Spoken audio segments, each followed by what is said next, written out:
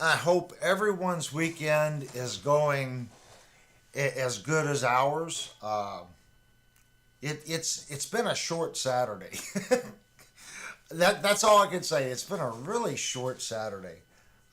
When I got, we literally just got home like 20 minutes ago, and it feels like one of those days we just ran and ran and ran and ran and ran and uh, but I think we got a lot done. And no, I did not get the grass cut. So that'll be tomorrow's project. Um, but I am very tired. If y'all couldn't tell in the last stream, even though it went 3 hours, I was quite tired. But I pushed through and I got it done. Got up Friday morning, and there was a lot going on at site Friday. Um, but I got through that too. I come home Friday night and I do what I always do. I watch Philip McKnight live. Um, this time though, guys, I didn't make it all the way through. It was just one of those things where normally I'll sit and listen to it in the background, but this time I actually made it about 3/4 of the way through, and I was so tired I just said nope. And normally I don't do that. I'll leave it on the background and I'll listen, and I might go on Amazon. I'll search on Amazon for a little while. I'll go on Sweetwater, kind of search around on Sweetwater for a little bit. But I didn't hang in there and watch the whole show last night. I don't know why. Uh, it's my routine to watch his show. I did try to step in on everyone else's show this week. I went into pretty sure I went into Ted's show this week, and I went into Searching for Tone's show this week. Um, Tried to pop in and just say hi to everybody. I do know. Well, oh, this is pretty funny. If anyone was watching Searching for Tone, his last live, I always, and now I kind of get it now, guys. I didn't quite understand. I would go to Searching for Tone's channel and I'd see all these blue wrenches. I'm like, man, all these guys are moderators. And I'm sitting there going, okay. And I'm typing, and there's a couple other people in there typing that, just the standard, you know, their name doesn't come up in blue. So I guess I was in there about 15 minutes, and I typed something, and I saw something come up on the screen, and I didn't pay any attention to it. I'm used to seeing the moderator messages come up, and I just hit OK. Well, what it was, he added me as a moderator, and I had to click that I understood what my job was. And I didn't pay any attention. I just clicked it, and the next thing I typed, it come up blue. And he kind of explained it. He sent me a private message. Anyone that he feels can add content, or he feels safe that could post links, that's the big thing, because you can post links, I guess. He makes him a moderator to kind of add to the channel. And that kind of the little light bulb went off. I'm like, oh, okay, now I get it. Now I understand why there's so many blue wrenches on his live stream all the time. Thank you, honey. And I got my coffee. So for per our Saturday, guys, we did get to the music store. And if you can tell, I am still playing the Blue Ibanez. Nothing wrong with the Blue Ibanez. But we did not pick up Linnell's new guitar. Um, I also have a case on layaway there. So we put a little money on the case and we put $200 down on her new guitar. And I did talk to them about the guitar that we went over on the last stream Thursday night. Sweetwater has that guitar for $1,499. They said that they could order one in for me and they would sell it to me for $13.99. Was it $12.99? Well, maybe it was $12.99. That's even a better price. At $12.99, I won't be too picky about. I was getting ready to say the only drawback to that is if you go to Sweetwater. Of course, Sweetwater takes a picture of the guitar like this. Then they take a picture of it, kind of leaned like this, that you can see the top and the side. They show the back of the headstock. They show everything about the guitar. The big thing is with that white one, if you guys remember, that one had the white ash body, the eroded white ash body. Some versions of that will just be prettier than others, and then some versions are heavier than others. That's why going to Sweetwater, it's nice because you can look at the top, you can look at the grain pattern, and then you can also look at the weight of the guitar. So if they order it, I'm kind of stuck. Does that kind of make sense? Like right now on Sweetwater, there's one that's almost a full pound lighter than the other two. And for whatever reason, now this is subjective, the one I feel has the nicest looking grain pattern on the top is the lightest one. So do I go back to them and say, okay, go ahead and order me the guitar? And then I get it and it's, I don't like the grain pattern or it's one of the almost 8 pound ones? Or do I just say, guys, as long as I can come in and I can look at the guitar aesthetically, it makes me sound shallow at that point. I mean, they've offered me a really good deal, like $200 off. So that's at $1,500. That's I don't know if that's a little more than 10%. So anytime you can get more than 10% off of a MAP price, that's not retail. MAP price is completely different. If you can get 15% off, 13% off, I think that's doing good. A lot of places will do 10%, but if you get more than 10%, they're working with you. So they definitely threw out a good price. So I guess I shouldn't be overly picky if I go back next week and say, yeah, okay, go ahead and order me the guitar. Here's X amount of money on it. But I haven't yet. I haven't made a decision on it. As far as Linnell's guitar, I think we owe, what, 170 left, hon? Yeah. I think we owe 170 on that. And I owe probably a little less than $70 on my RevStar case. So I think what I should do is probably clear out my layaways there and then make a decision on the other guitar. Now, if they told me that on that one, of course, that's a higher price guitar. They do have the one Linnell got, the Dragon Eye finish with the, it's called a Zero Edge 2 bridge. It has the two humbuckers, but it has a single coil right here in the center between it. I can get that guitar on Sweetwater 650. So they would probably sell me that one for $550. So I'm going to wait till Linnell's guitar is here and I'm going to play it and just see. The issue I have a lot of times, guys, and if anyone here has a Strat, you can hold your hand up if you got a Strat. Sometimes that sweet spot, if you guys listen to the way I play here, I'm like, if you look at where I'm picking,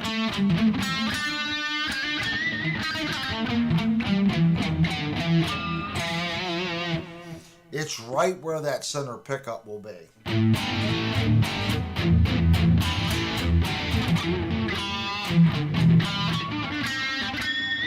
I'm having a hard time because I'm not holding the guitar in the right spot.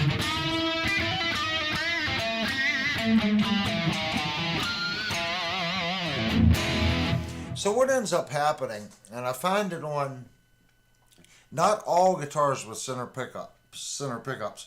I find that sometimes when I'm really digging in and that pickup's too high, it's almost like I'm hitting the pickup, and you're like, well, how are you hitting the pickup? It's that far down. Maybe it's just a mental thing, but I actually think I do strike that pickup sometimes, like it gets in the way. So I was trying to find one with the same configuration this one has with the Zero Edge 2 bridge on it. The only way I can do that is the more expensive one, and that's a Signature Series guitar. So a little bit of money goes to the artist. I kind of get it. At $12.99 though, if it plays like this one, and it the edge tremolos are good tremolos. I may end up doing it. I'm going to talk to Linnell a little bit more about it. We'll see what happens.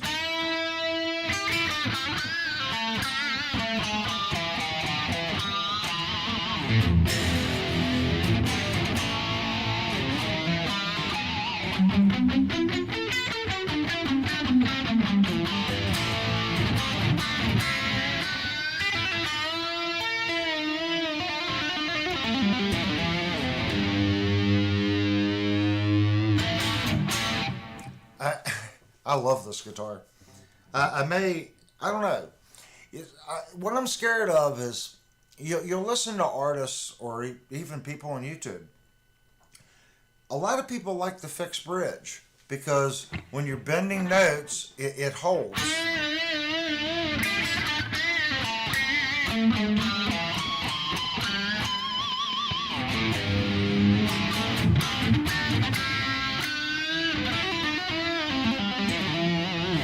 So my worry is if I took this guitar, let's pretend we could get the exact same guitar, exact same piece of wood, exact same, nothing changes. That's impossible. Every piece of wood's different. But let's say you could, and you put a bridge in it. Would it technically feel and play the same with an Edge 02 bridge? Jerry said you're clipping. Am I clipping? I might be clipping, Jerry. Hold on. Check. The guitar might be clipping.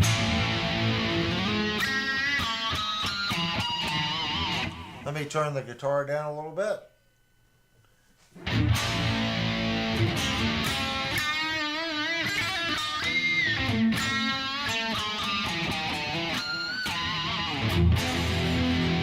It shouldn't be clipping there. It's staying almost dead center yellow. That was about 3/4 of the way yellow.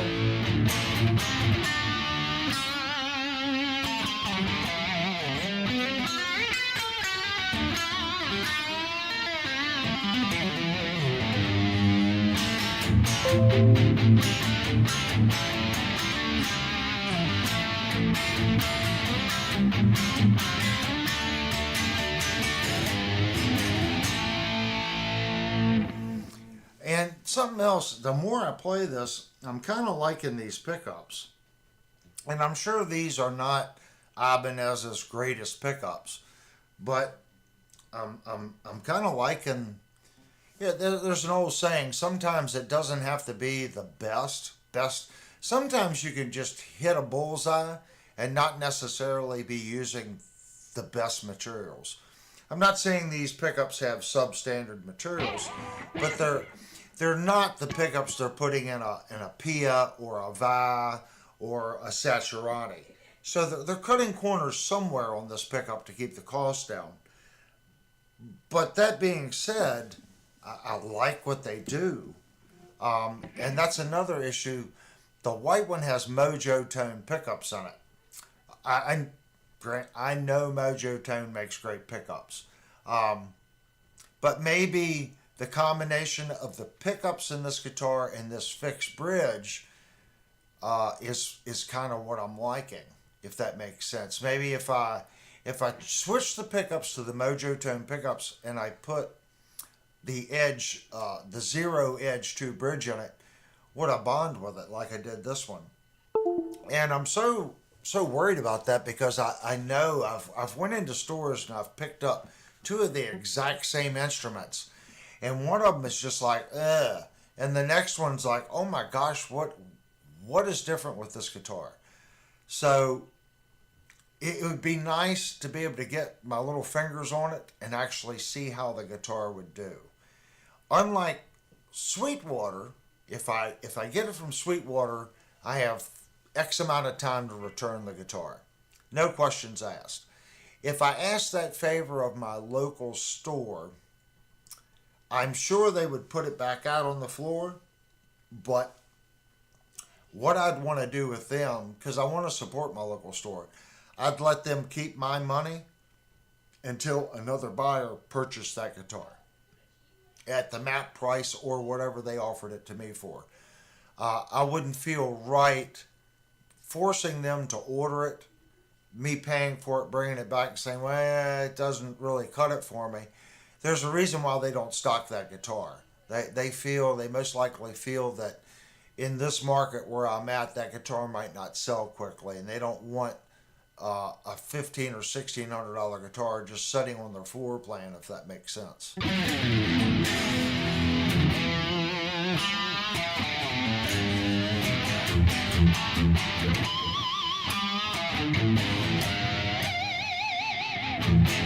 This guitar,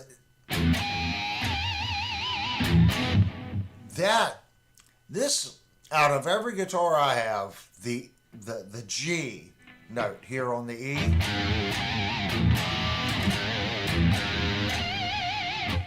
it is the easiest to get a harmonic out of.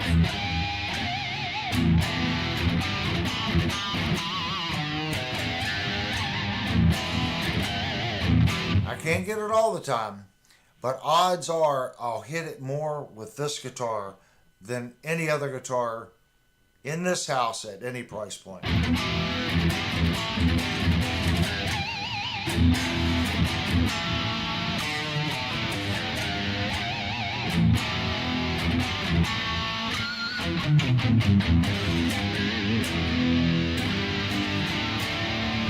There's something, I don't know. I keep talking about this thing because I'm just amazed at what this guitar does.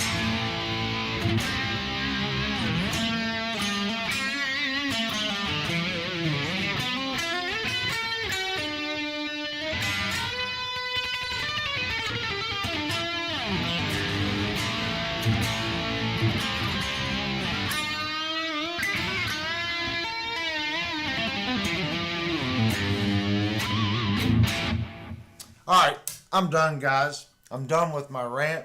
But that's what we did today. We went down and put money on her layaway. So hopefully it won't be the next two live streams. So it will most likely be in 2 weeks. We'll have the Dragon Eye Burst here for first show. I can't wait to get it. Even though it's not my guitar, I'm sure she'll let us do a review of the guitar live on the channel. I can't wait to bring it home and show it to you guys, and I'm sure she can't wait to get it home. And we talked about it at the store. I'm most likely, believe it or not, guys, going to pick up another one of these little Yamaha amps right here. This little guy. And the main reason for that is her amp, and I've got it tied into the PA system. So it's not really easy for her to grab her guitar, plug right into it, turn it on, and practice during the day. So I'm kind of hogging her amp. So I think I'm going to purchase one for the channel just because it sounds so good and it's so easy to get a clean sound out of it, a medium distortion, high gain. You just turn a couple knobs, goes directly to the interface. It is stupid simple, and it sounds really good. Yeah, I gotta also turn off the furnace. Hold on, let me minimize the chat, and I'll get to the chat, guys. Let me turn the blower off.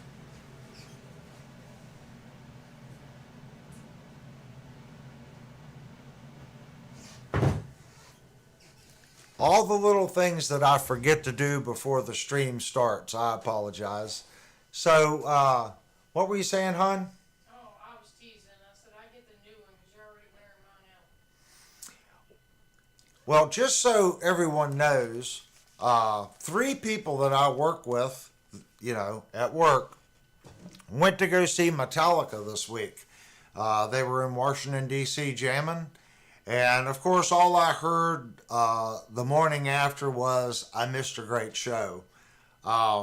I think they also, where did they play where they said they were something with the Richter scale? UVA. Evidently they were jumping up and down and stuff, and it actually registered on the Richter scale. Yeah, the crowd was. And that must have been one heck of a concert. Now, I have not heard that about what they did last night, or it was actually, I guess, Wednesday night? I think it was Wednesday night they played here.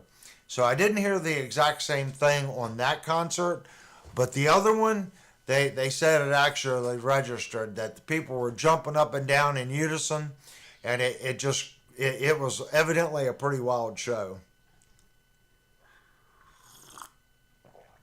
Yeah, furnace, AC. Sorry, guys. That's my squirrel brain.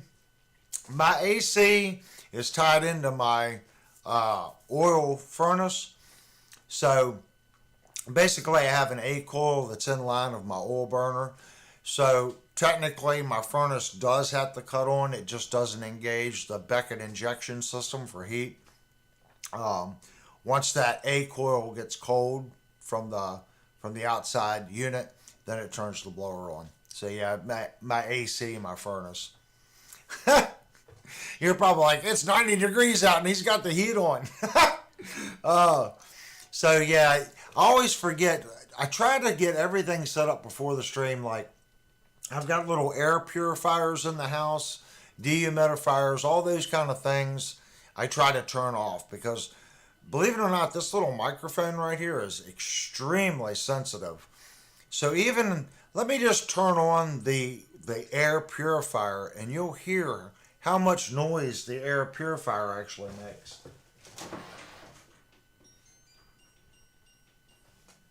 Now it'll ramp up. Now watch, it's taken forever now that I said that. You might have to turn it up.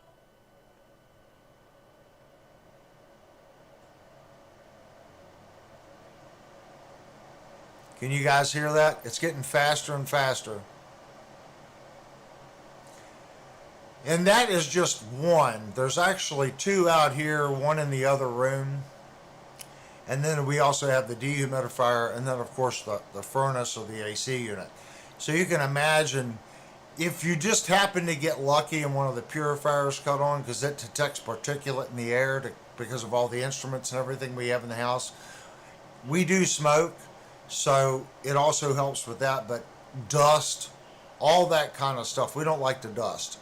So we have these air purifiers, they're Wix units, that keeps the dust and particulate out of the air. So if that cuts on, the AC cuts on, and the humidifier cuts on, it's just like a rumble in the background. So I have to remember to turn all that stuff off.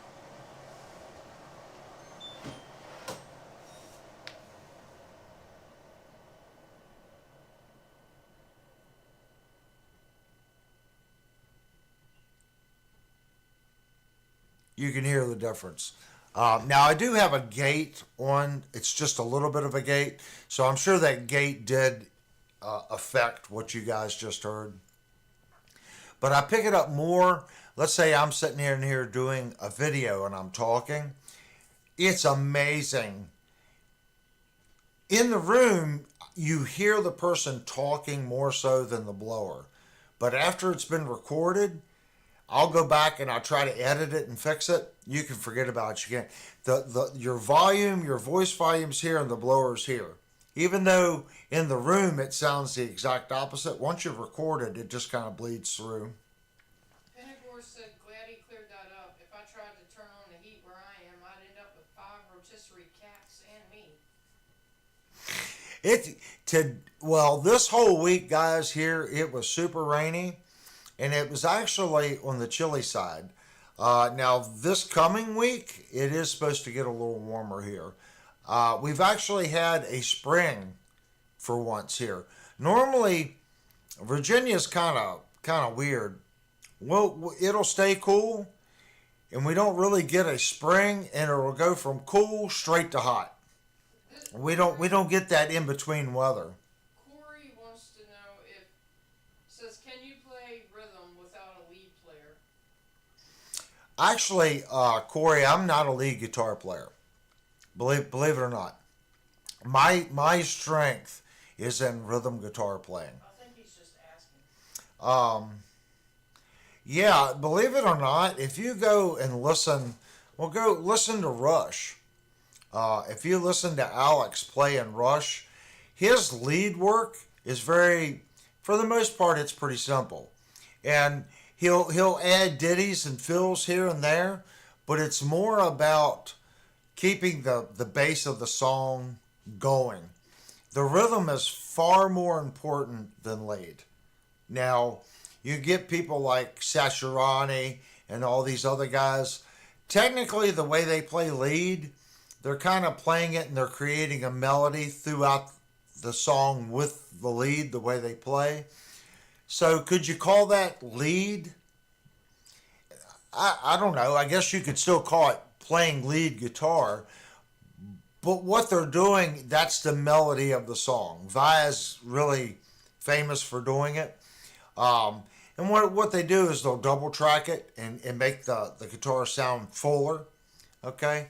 But in reality, a band that has a solid rhythm player, they don't really need a lead guitar player. There's been a tremendous amount of very successful bands. If you go back and listen to them, the lead work was very simple, but the musicians themselves were very solid. If you have solid rhythm players, you're going to have a good sounding band. I don't know if that's what you're meaning or not, but the people that I played with, I was always here as far as lead work, and they were always way up here as far as playing lead. But I feel what I brought to the table back then was I had really good timing and really good rhythm structure. I stayed in time. I played simple. I didn't hog the stage. I didn't hog the sound band. I stayed in my little box and I played what was necessary to back the lead guitar player. Whatever I could do to do that.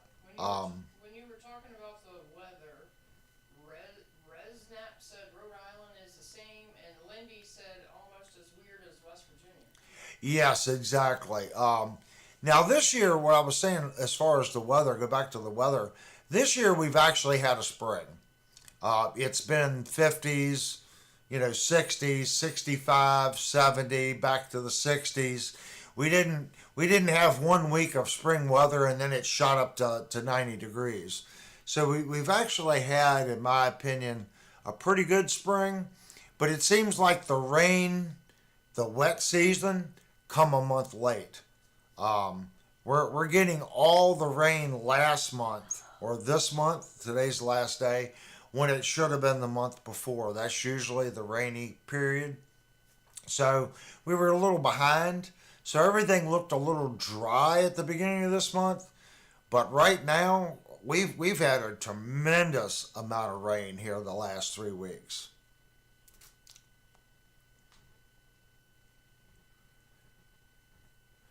So Corey says, I'm assuming for his first garage band. Future, maybe, I don't know. Yeah, I wouldn't be overly concerned about. This is just my opinion. There's 17 people in the chat. Yeah, if someone has, and I know everyone has a different take on this, please respond to Corey what your thoughts are. My thoughts on if you don't have a lead guitar player, don't try to push the leads. Okay? If you have a very competent bass player that can really hold up the song, and you have, let's say, a singer that can, maybe do some basic noting on a keyboard, yeah, sure, maybe throw some ditties in here and there. I think it's more important, though, to keep the base of the song alive. Okay? If you don't have a dedicated lead player, the more you play that song, learn it note for note, just doing your basic chording. Get the basics of the song down. Whatever that is. Become very solid at the rhythm, the foundation of the song. Once the band starts clicking, then you can start maybe adding or let me show you. Once the band starts clicking, you can start adding things. Let's say if I was in a new band or playing with people that I didn't know, I would play very simple. I'd.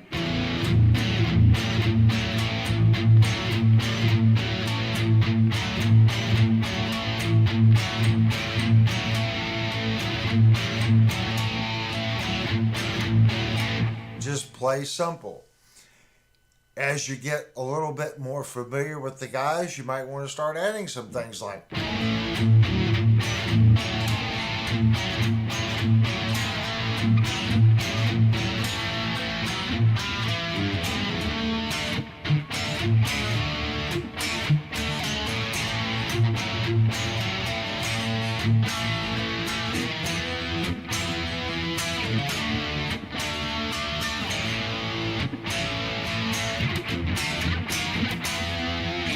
just kind of dress it up a little bit. And that's going to be dependent on how your bass player plays. But there's so many things that you can do to make the song have a groove without necessarily getting into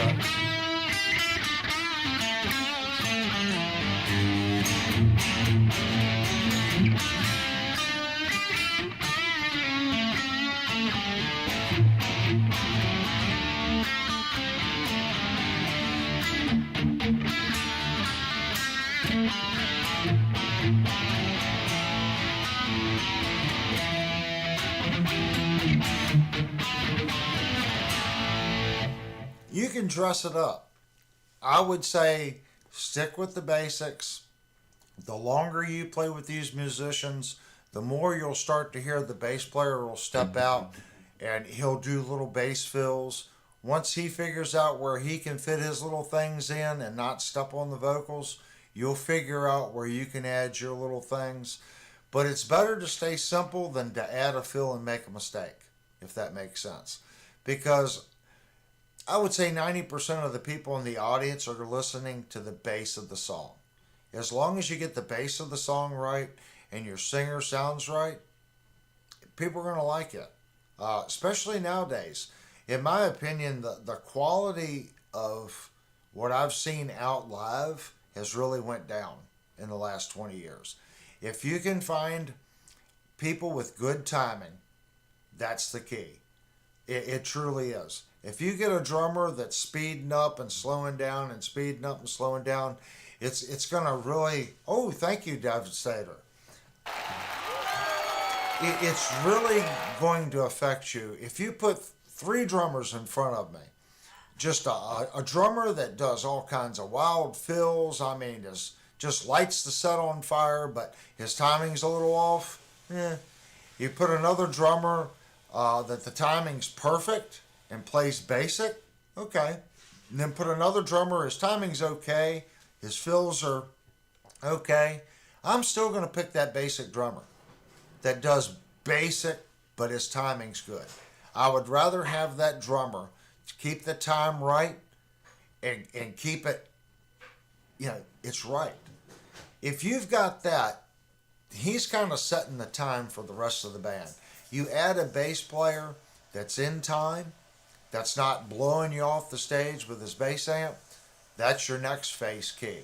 Share the stage with them. Guitar players, I'm a guitar player. Guitar players are really bad for wanting to get up there and just showboating all night long. You can't do that. No, you really can't. You got to share the stage with the other music. They're playing their instrument because they like it and they want to get up there and show off and do their thing just like you want to. But try to work together, and I think you'll be way better off than getting in a band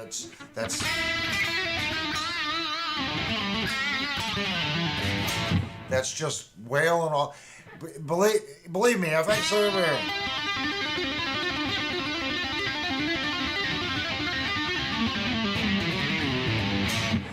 If I do that for 15 minutes, odds are 50% of the women are going to leave the bar. And when the women leave the bar, guess what else leaves the bar? The men. So you got to keep them entertained. And for the most part, people don't want to sit there. You're not Joe Satriani. They didn't come to see, I hate to say it, they didn't come to see you play because now maybe you are that recognizable person. In that case, sure. But if you're in a small garage band doing it and you're trying to get out, they don't know you. So you can't get up there and play something that they've heard 100 times, like a Satriani just wailing on his guitar. That's what he's known for. If that kind of makes sense. I don't want to say that you can't do it because artists do it, but they've made a living doing it, and people pay to see that artist do that. Doing small bars and stuff, they want to hear songs that they hear on the radio or new on the radio that no one plays anymore.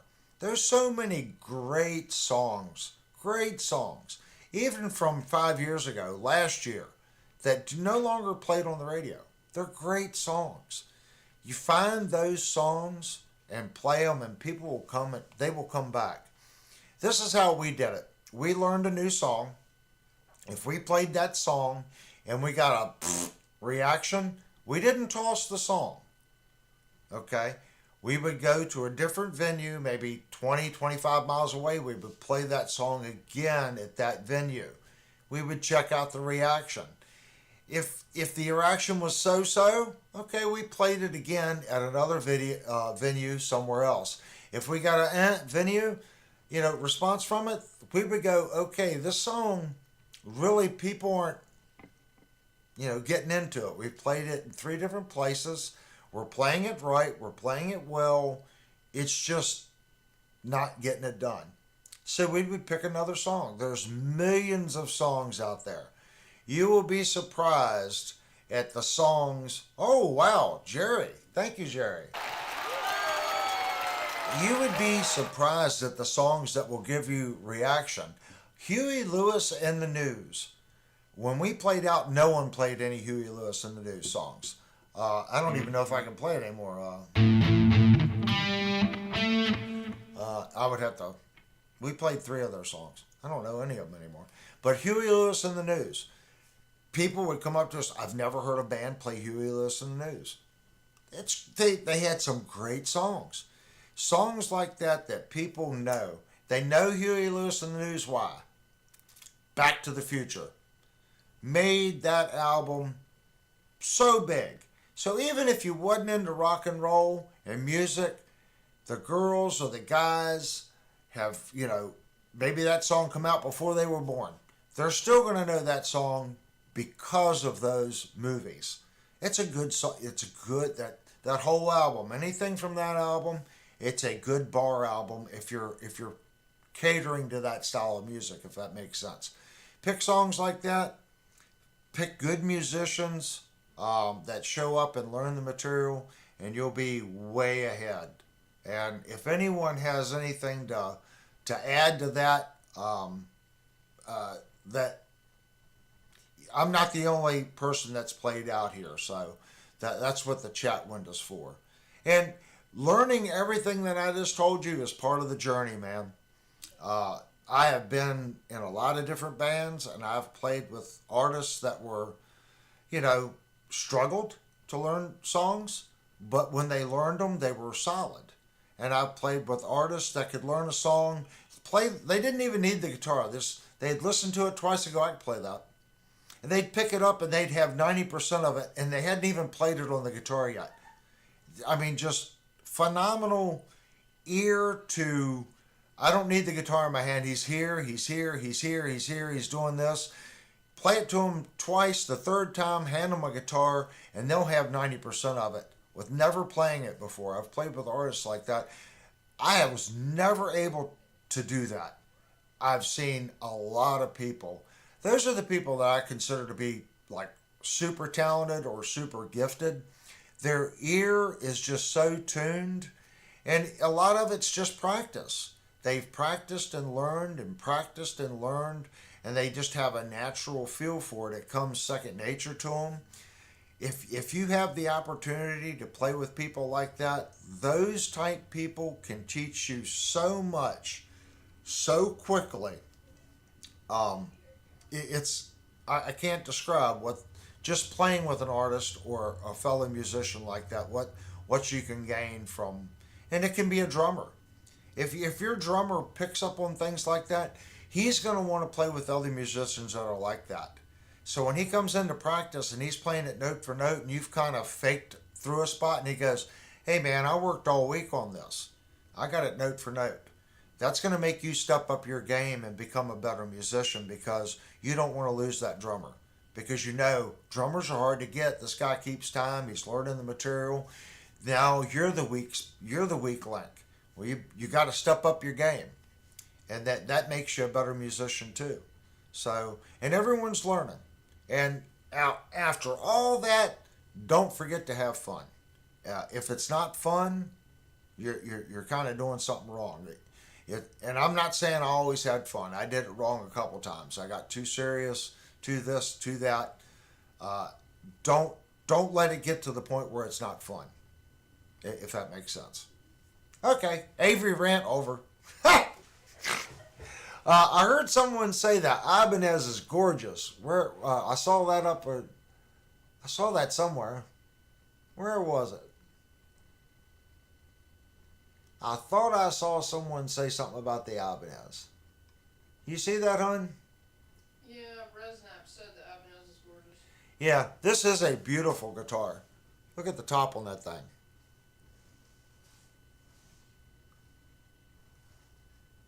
It is a beautiful top on this guitar.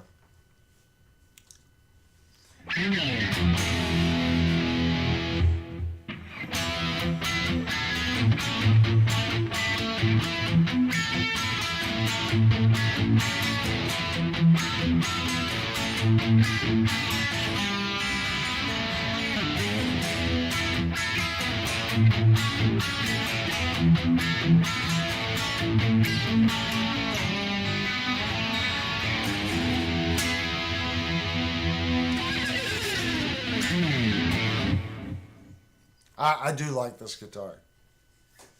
And that's another thing, guys. Like I just said, you got to have fun. He said love it. She sounds amazing.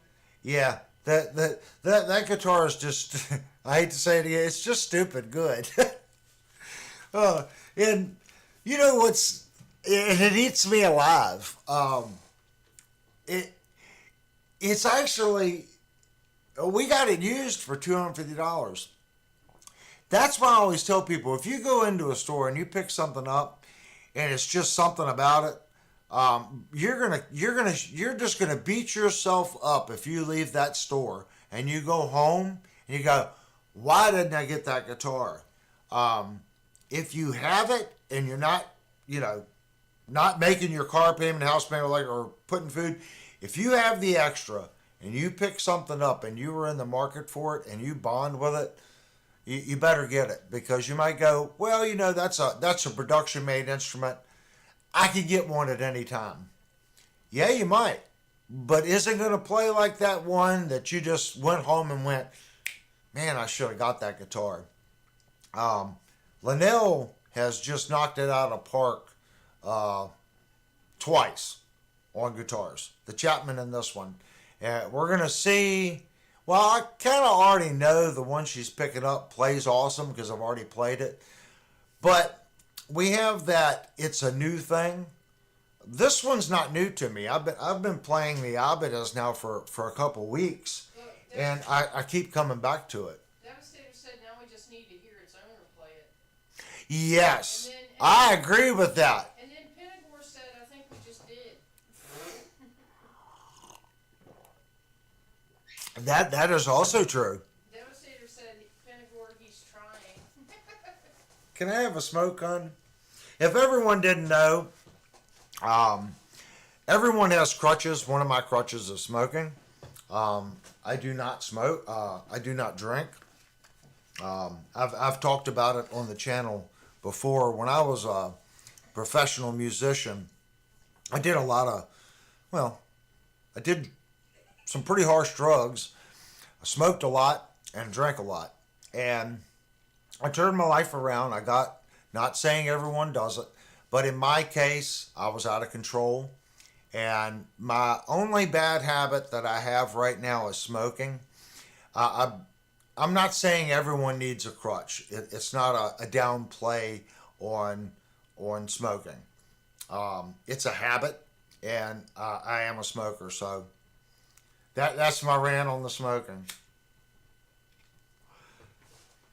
But I am seriously considering the white Ibanez, and I don't know if I will really want to go back through it. We do have some new people in the chat though, so maybe I should, just for them, go to Sweetwater.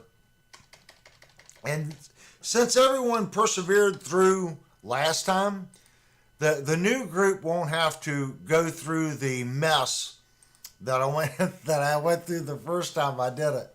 So let me actually find this guitar. And I'm pretty sure I remember what page it was on, basically. And I'm going to type into that page and see if I get lucky. I'm going to scroll down. I want to say it was page 8. Enter. And let's see if I was close. It's either page 8 or page 9. And watch, Sweetwater has probably switched all the instruments around on me. And now the guitar's on page 2. And it's looking like they did exactly that. So I don't up. So right now it's on page 10 at Sweetwater. So I am going to go to my display screen. And I want everyone to check this guitar out. And I shouldn't do this because someone's going to get this guitar. Right here, the one we're viewing is 6 pounds and 7 ounces. Okay, 6 pounds, 7 ounces. Check out that beautiful body on that guitar. Look at the grain pattern. Now, it is, I know what y'all, it's a 3-piece top. Okay, yes, it is a 3-piece top. We can see the seam right where my pointer is. That's the seam going right through there. And the other seam is right here. But it is a mirror image. It's the exact same offset on either side of the bridge. A lot of your cheaper guitars, they'll just put a seam here and a seam here. Wherever the seams line, that's where the seams lie. It is symmetrical. Okay? You got this low profile edge bridge. You can see the low profile bridge there. And those are the Mojo Tone pickups. So I can get that guitar for $12.99. It is the exact same neck profile as the one I'm playing. And it is a 3-piece neck. So we can see the large stripe down through the center. And here's the neck piece. And you see it's got a rounded contour on the neck. And it is angled, like right here, going around. This slants towards the neck. So it gets thinner right through here than it is back here. So it does have a nice chamfer going across the body from here over to here. And something else I like about it is everyone knows I'm not a big fancy inlay guy. I kind of like the basic dot inlay. Not that there's anything wrong with the big shark fin, stuff like that. I've got a custom Jackson on order right now, and it's got a shark fin. Just one, but it does have a shark fin. But I kind of like the simplicity of just the dots. And this one, they're offset. And we do have the dots on the top of the neck here. It looks like a nice sharp guitar, and it comes with a gig bag. No case. This one's a bag. But I'm liking this guitar. And this one, like I said, 6 pounds, 7 ounces. You can see it right here. That's the one picked. So it goes up to 7 pounds, 14 ounces. So that's almost a pound and a third heavier than this guitar. That's a crazy weight differential between this one and this one. And some people might go, well, the top on that one's much prettier. And I kind of get it.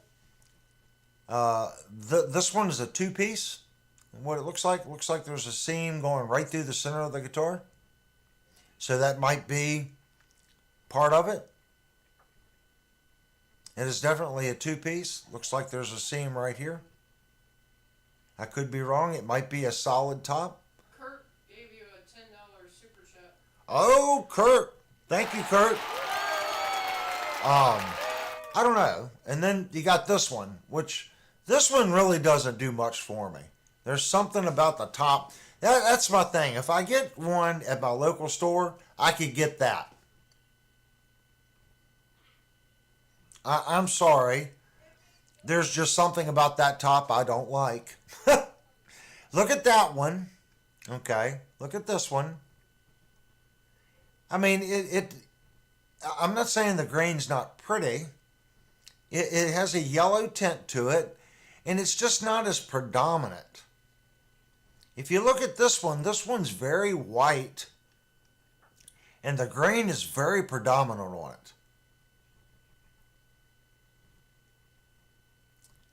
There's just something about it. And this might be a solid.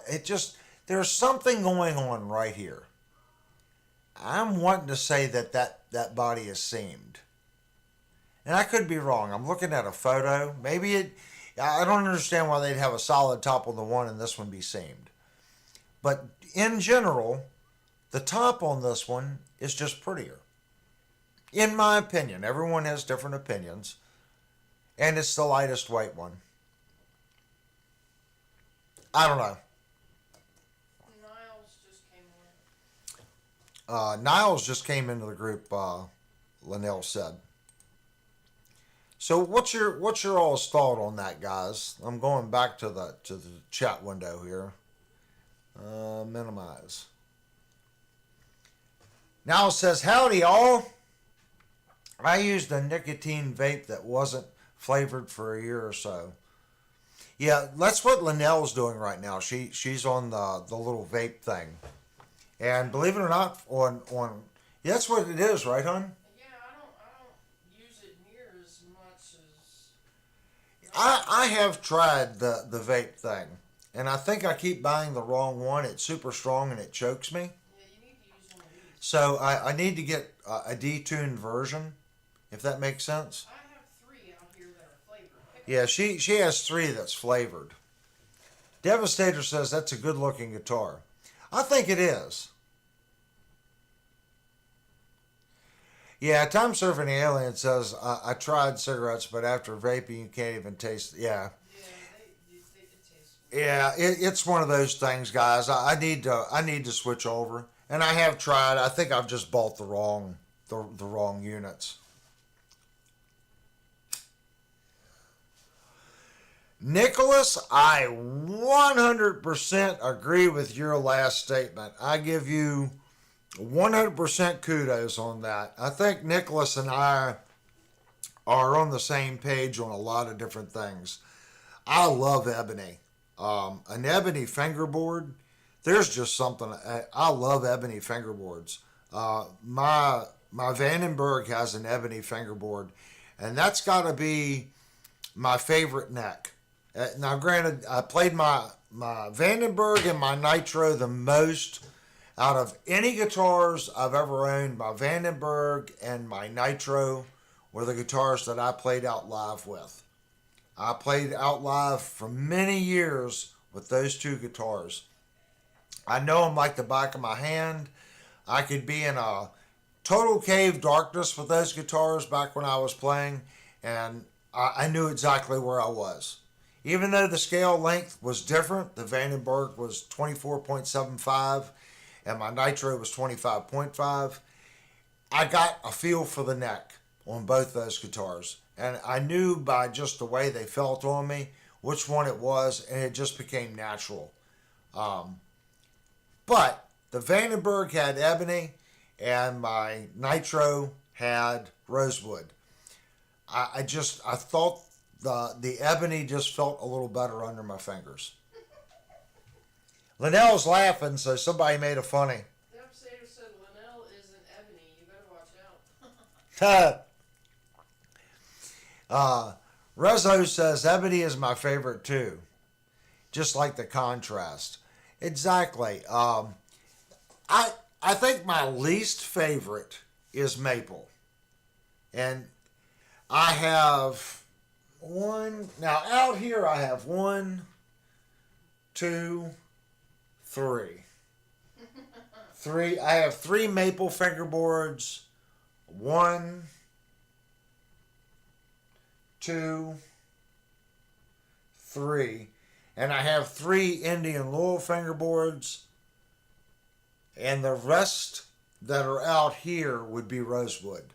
Niall said, hey Avery, guess what? I got a big old bag of bit of honey sitting here laughing my ass off. I can't do it, guys. I took extra aspirin before the show. I have an appointment on Wednesday. I think I said this. I had an appointment on Tuesday right after the holiday, but work was going to be so crazy I had to cancel it. And every day that goes by, it seems like I'll have a day where I don't feel it too much, but then it comes right back, and it is starting to get to me. This is going on 2 weeks now, and I think when you first get a toothache or that numb pain, I think you're like, okay, I can deal with it.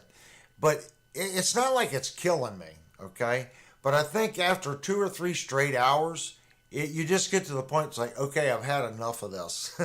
And I've had enough of it. Now, today, it hasn't been horrible, but I think I've taken 1, 2, 3, I've taken 9 aspirins today. So, and I do feel it. And y'all are probably asking because I'm probably still slurring. And what's going to be funny, I go to the dentist on Wednesday, so we'll see. There may or may not be a live stream on Thursday night. I may have to have Linnell come out and host the stream on Thursday. She just said, ha, but that's the backup host. I might have to write cue cards for her and have her in front, and I'll be behind her holding up little cue cards on what to do next. Although I think the show would be kind of cool because it would be a completely different aspect. Okay, if Linnell ran the show for a night as a different guitar player with a different point of view, complete how she approaches things, how I approach things. Jennifer says, I'm all in, Linnell. Yeah, I mean, that's what it's about, to hear a different opinion. Okay, well, Linnell, why do you like that one? And instead, when I'll say, well, I like it because I can dig in on it, Linnell's response would be like, well, it's pretty. No, she would probably say, well, maybe it frets easier, okay? Or it's easier for me to bend the strings, okay? For me, I've been playing for so long, I have a tendency of overbending. I don't even, unless someone has like stupid gauge strings on the guitar, I usually don't pay attention to the effort that it takes to bend a string. But a female guitar player, that might be something that they're looking at. Maybe they go, well, it's too hard to bend the strings. Or I like it because the neck is thinner and I have shorter fingers and I can get up and around the neck easier. Well, I have long fingers. So those concerns, for me, I don't ever think about it because I have long fingers. Jerry said Avery will be reading questions from then on. Well, yeah, I'll sit in the background. I'll be the guy behind the fence, like in, what was that, with the guy behind the fence? On that Home Improvement. Home Improvement. Yeah, I'll be the guy behind the fence. Hey, you need to read this comment. That would be funny. It's just something different. But we'll see what happens. But as of right now, the appointment is set up for Wednesday morning. Resnap said we need a post-Dennis Novocaine live show. Exactly. I'm telling you guys, I'm awful at stuff like that. And once they numb you up, it's not bad. But those needles that the dentists use when they put in your gum, oh my gosh, the first time they shove that thing in there and they just twist that thing around, all the pain is horrible. And I think they do that just to see, okay, it's not working yet. So then they jab you again. And once they jab you and rotate the needle around and you don't move, then I guess they figure, okay, he's got enough. He's okay. I think it's a test to see if you can still feel or not. It's got to be. The last time I went, I had this back tooth pulled, wisdom tooth. Oh my gosh. They come in the side, the front, the back, all the way around, just shoving that needle in. It felt like they were turning that thing like this, like they were trying to crank a Model T. It was awful. I was like, please be done. Please be done with this. It was awful. I have no more wisdom teeth. So this is the tooth that was in front of pretty sure it's the tooth in front of my wisdom tooth. Probably a molar. Molar, yeah. So odds are they're going to have to drill it and fill it. And I'm not looking forward to it. I'm not a dentist person. Yeah. Yeah, I need some juke juice. I like the juke juice. I have friends that own a vape shop. They're always hitting me to try new flavors. I prefer tobacco flavors. I think what Linnell's been doing is a lot of the fruity stuff. Yeah, I got Yeah. fruity ones. Yeah, she's got all fruity ones, she just said. Vox is on. Hey, Vox just joined the group. Good to see you, Vox. So that was our day today as far as the guitars and layaway. And I just showed you the one that I was thinking about getting. So, but my main goal this week, I think I'm going to restring my Night Swan and get that one up and going again. That wasn't our whole day.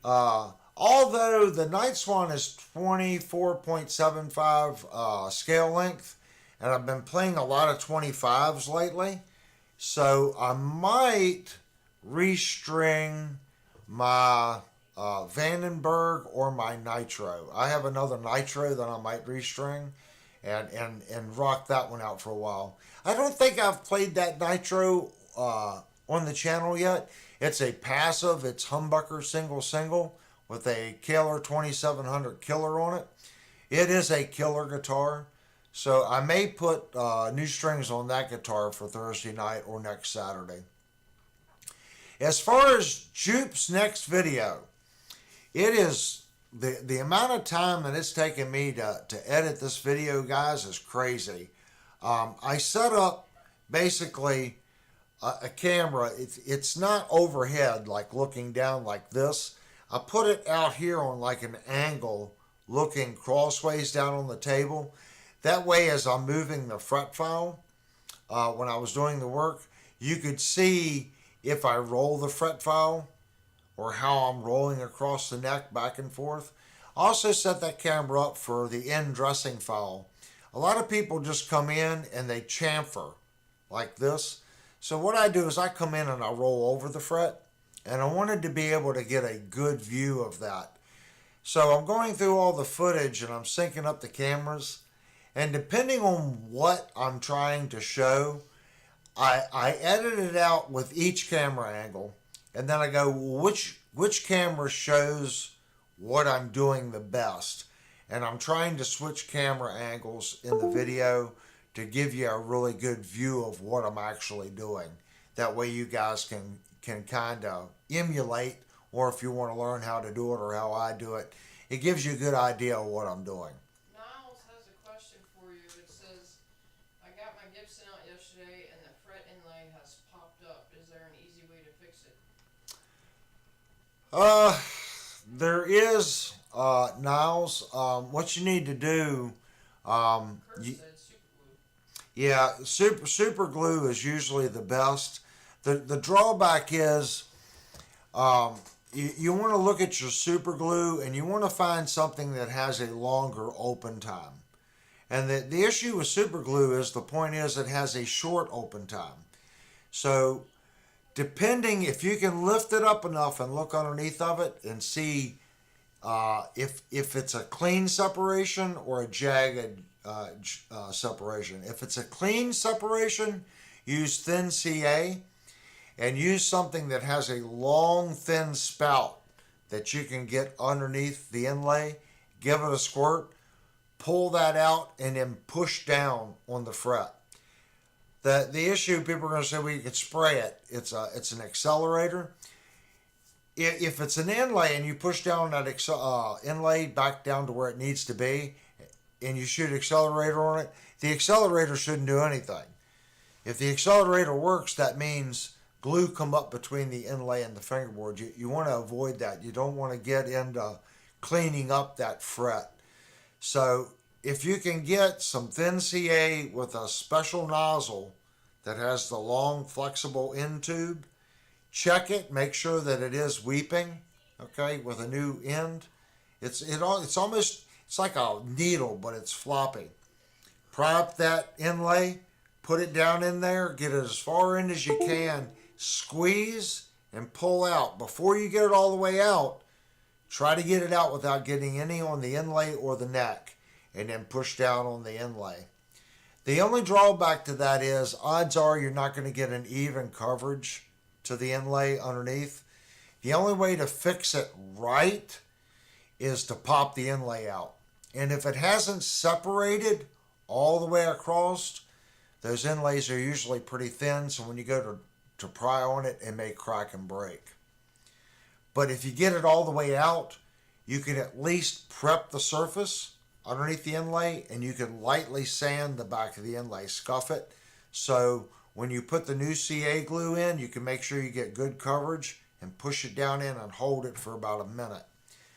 That way you know you get even coverage. Doing it the other way, sticking that long flexible needle underneath and pulling it out as you squirt it, you can get too much, or you might not. Well, I know you're not going to get even coverage because as you push it, it's going to weep the thin CA out. So you may or may not get even coverage on the adhesive. So check it, see how bad it's lifting. If you think you can get something underneath of it and gradually work it up and pop it out and prep that area and then re-glue it, that's your best bet. If you don't feel comfortable doing that and you don't feel comfortable using the CA with the little spout, a luthier or a good guitar tech should not charge you more than $50 to get in there and fix that inlay.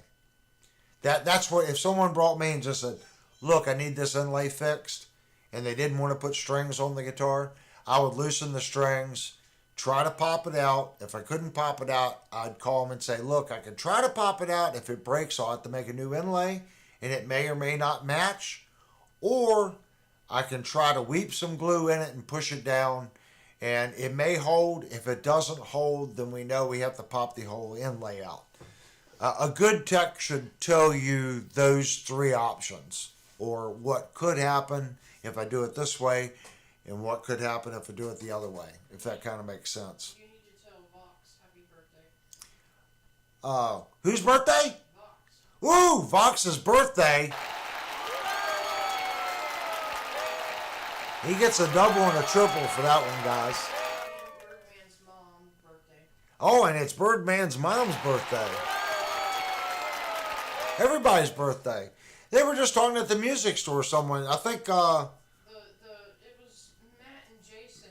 Their birthday was the 29th. Yeah, Matt and Jason's birthday at Shenandoah Music was same day. They just celebrated a lot of birthdays here lately. Niles wants to know if he can steam it to loosen the inlay. If it's CA glue, no, steam shouldn't affect it. To be honest with you, CA is a chemical bond. If it was hide glue or a water-based glue, yeah, steaming it would work. If you can do, I'm not sure what Gibson uses to glue the inlays down with. If they're using a waterborne product, then yes, steam will loosen it and get it out. But odds are they're using a CA type glue, a fast set chemical bond glue. And I could be wrong. Gibson still builds very traditionally, so they might still be using a hide-based glue or a water-based glue. If it's hide or water-based, yeah, steam will help release it.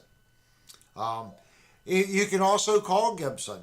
Gibson will, just call them and say, look, what kind of glue do you guys use on these inlays? I have one that's separating, and my tech wants to know. And I'm sure it's not like a trade secret. Gibson's going to go, well, give us a serial number, and that'll tell them the year. Even if they have changed glues over the years, that'll tell them what year the guitar was built, and they can reference and see whatever adhesive they were using back then, if they've made a change. But Gibson's a traditional company, so they could be using a waterborne glue or a hide-based glue. I'm not sure. I've never had to repair an inlay on a Gibson. I have had to sand some, and the guy was like, well, it's always felt that way. So we ended up sanding them down with 2000 grit, and I polished them out to make them more even to the neck. Just one of those a nitpicky thing. It had big frets on it anyway, so he was probably never playing and actually having an issue with it. But we cleaned it up and got it a little smoother on the fretboard. Pins aren't down exactly so. Birdman says, I don't like how the pins aren't down correctly, so it'll fix that. I don't know what you guys are. I come in late on that conversation. Birdman said he snuck his dad's guitar home. Oh. He said it's I'm not sure. Linnell's reading back the comments to me. I don't know. He checked on his and his dad's Twin Jasmine by Takamine. Oh, Takamine. Yep. Checked on mine and his twice. Jasmine by Takamine. Or Takamine. Birdman done sold Dad's guitar. Oh, that was devastating. I had some inlays pop up. I am pretty savvy with the guitar repairs, but even I took it to a luthier. Yeah, the problem with it, the inlays are thin. So if you get in there and start prying, they can break pretty easily. Devastator says, how's the progress on Jupe's next video coming? That's what I was talking about earlier. The video is taking a lot longer. I actually have about 4 hours and a half. I said it was 3.5 hours of video content. I have 4.5 hours of video content on all the fretwork. And the progress, I didn't get to work on it at all today. It's all video editing that needs to be done. I'm going to say Thursday night, guys, will be the night. Instead of doing the Thursday night live review in chat, we may do a premiere video. If we don't, it's just because I don't want to rush the video. I'm really trying to make this series the best series of guitar repair videos I've done. So I don't want to rush it if there's a mistake. I want to make sure all the camera angles are showing exactly what I did when I did all the crowning and all. Basically, this video goes over crowning the frets, fixing fret sprout because the guitar had fret sprout, re-chamfering all the frets, okay, and dressing the ends of all the frets and polishing all the frets. It's a tremendous amount of work to stick in one video, but it really should be 2 videos. But I don't want to chop the video because if someone doesn't see the next post, I'm trying to keep all the dressing part of the frets in one video, if that makes sense. If I get to Wednesday night and I'm only 2.5 hours in, I may split it. I don't want to because I think the content needs to be in the same video. I could always go back and piece them together and make a large version and keep it separated for YouTube. It just depends on how long it gets. We'll just have to see. But all that work is done. And basically what I'm working on right now is I'm using this guitar as the model. Because Jupe said he went out and he played this guitar. And he likes this profile.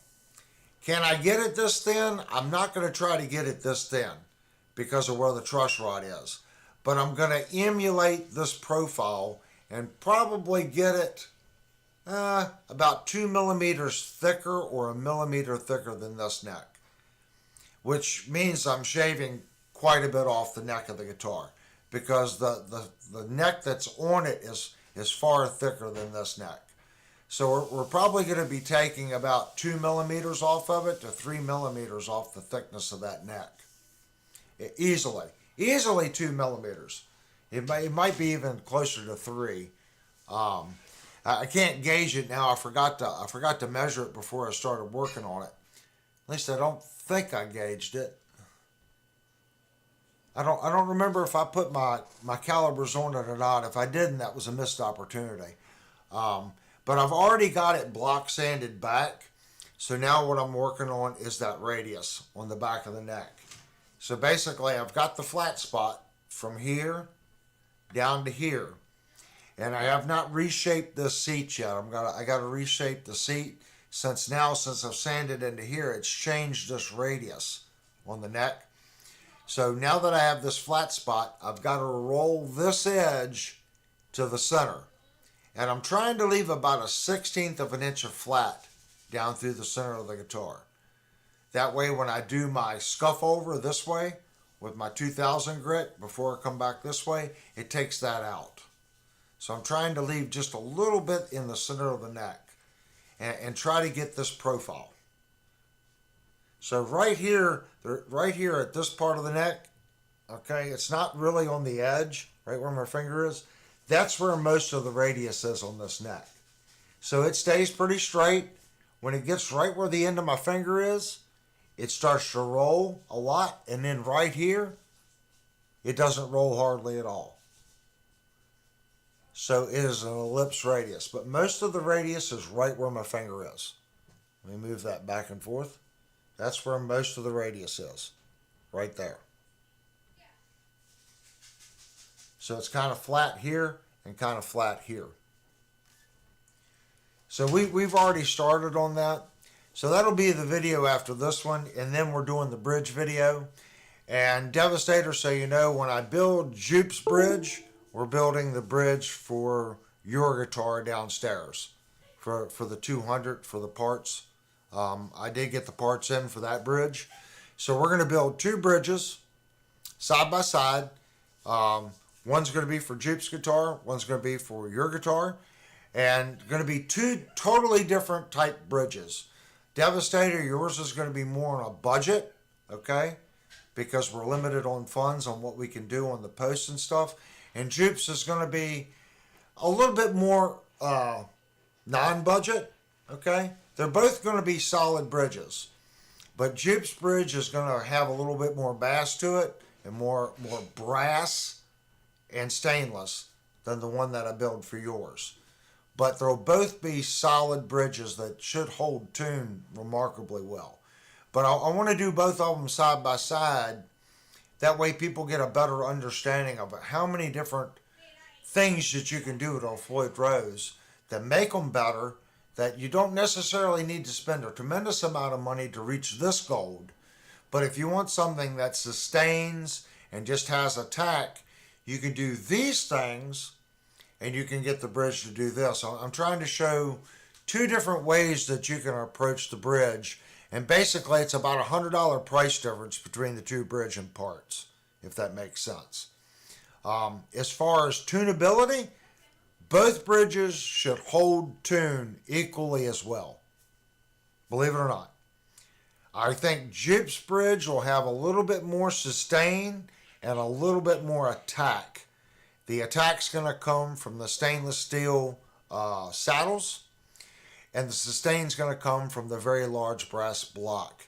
His block's going to be larger than yours, so it's going to gain sustain, and yours is going to have steel saddles.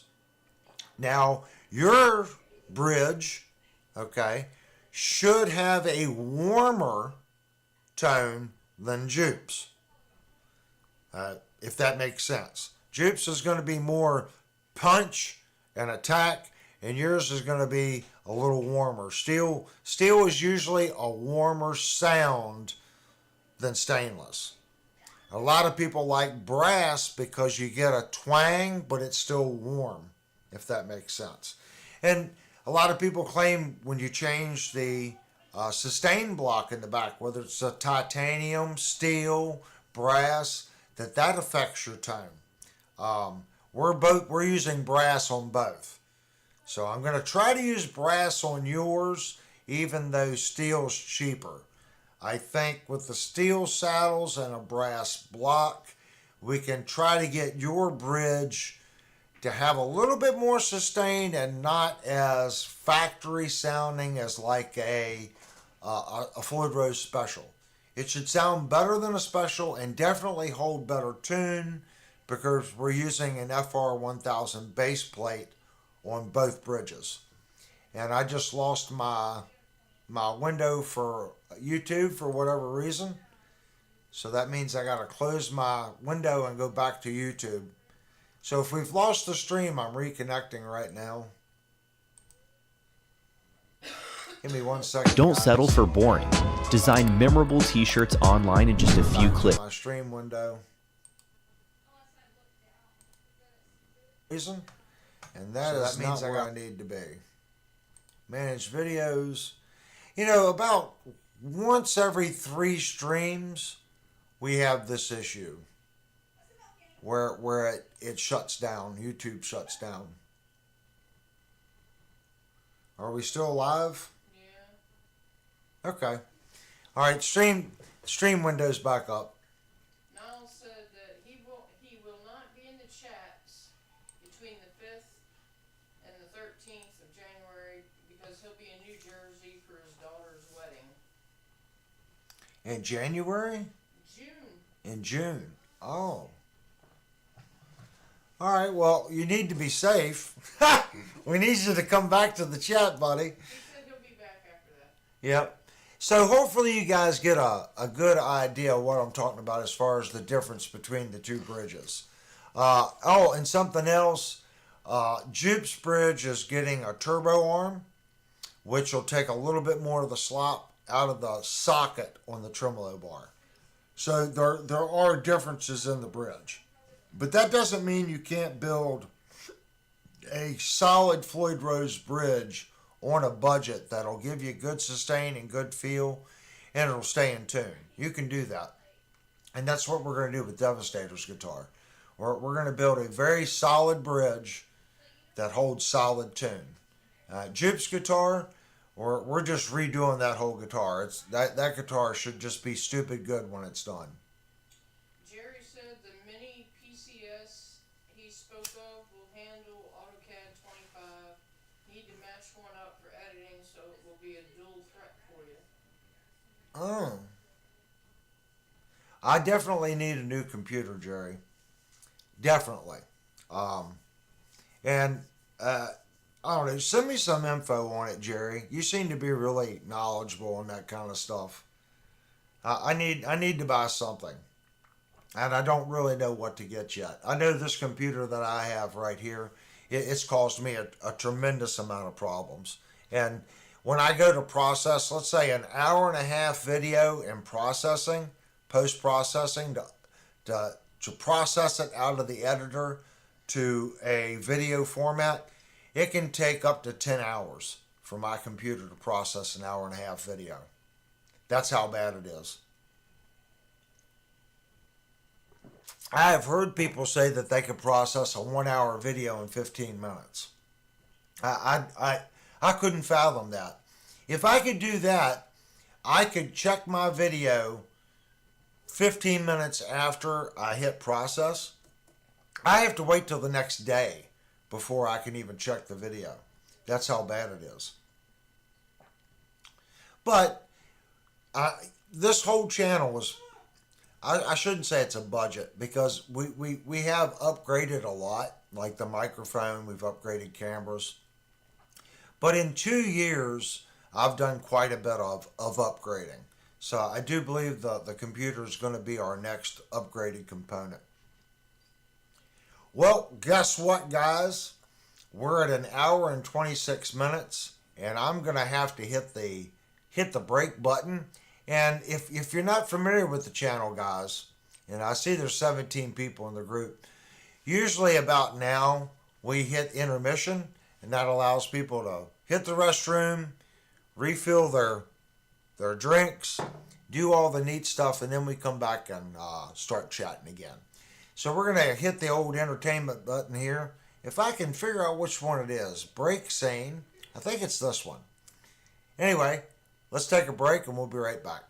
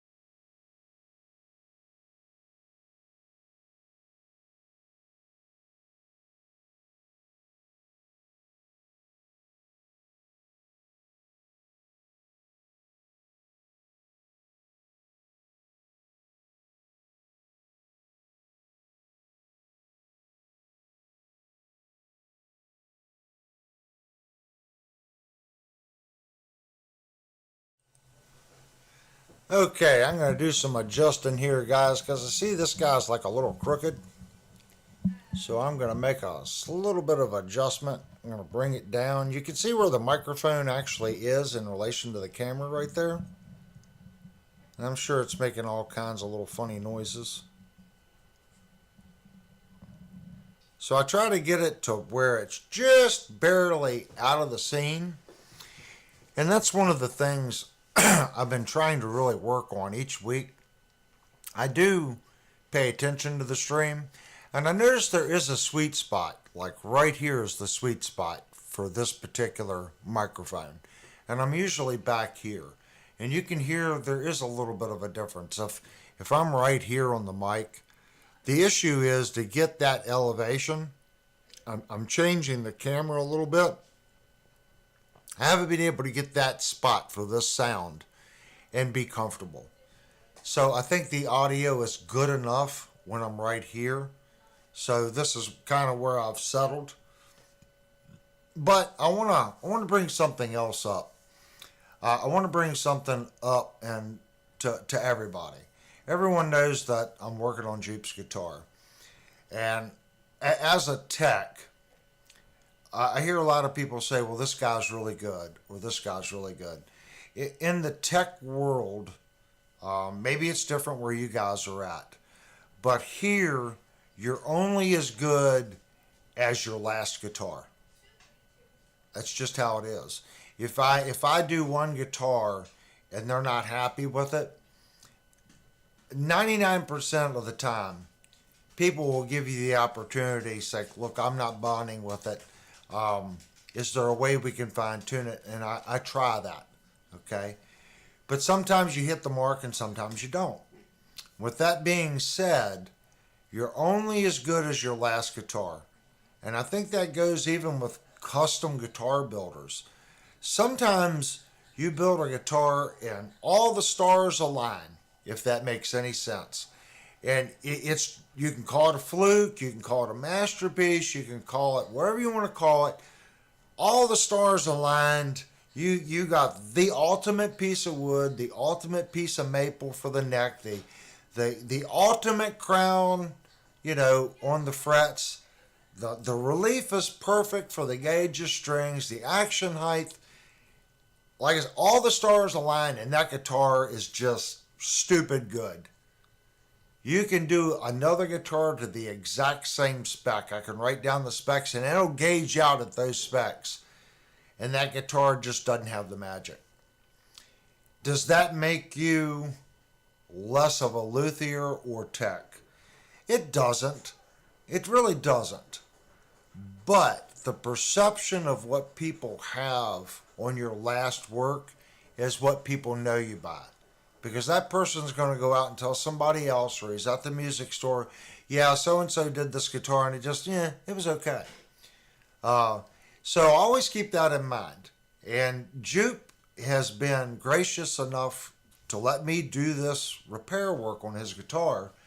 And really, Devastator, it's hot chocolate night. Jupe has been gracious enough to send me this guitar. I'm trying to do videos. I explained that to him. When you record your work, okay, that takes longer just to do the recording. Plus, in between each phase, you have to edit the video, so it takes a lot longer to do. And Jupe won with Super Chats that Jupe has donated to this channel. And just him, he sends me spaghetti sauce. I guess I just want to say thank you. Nicholas, thank you. Devastator, Jerry, Kurt. There's been so many people. I can't even think the guy who drives a tractor trailer. He hasn't posted for a while on the channel. He gave us, Bob. Trucker Bob.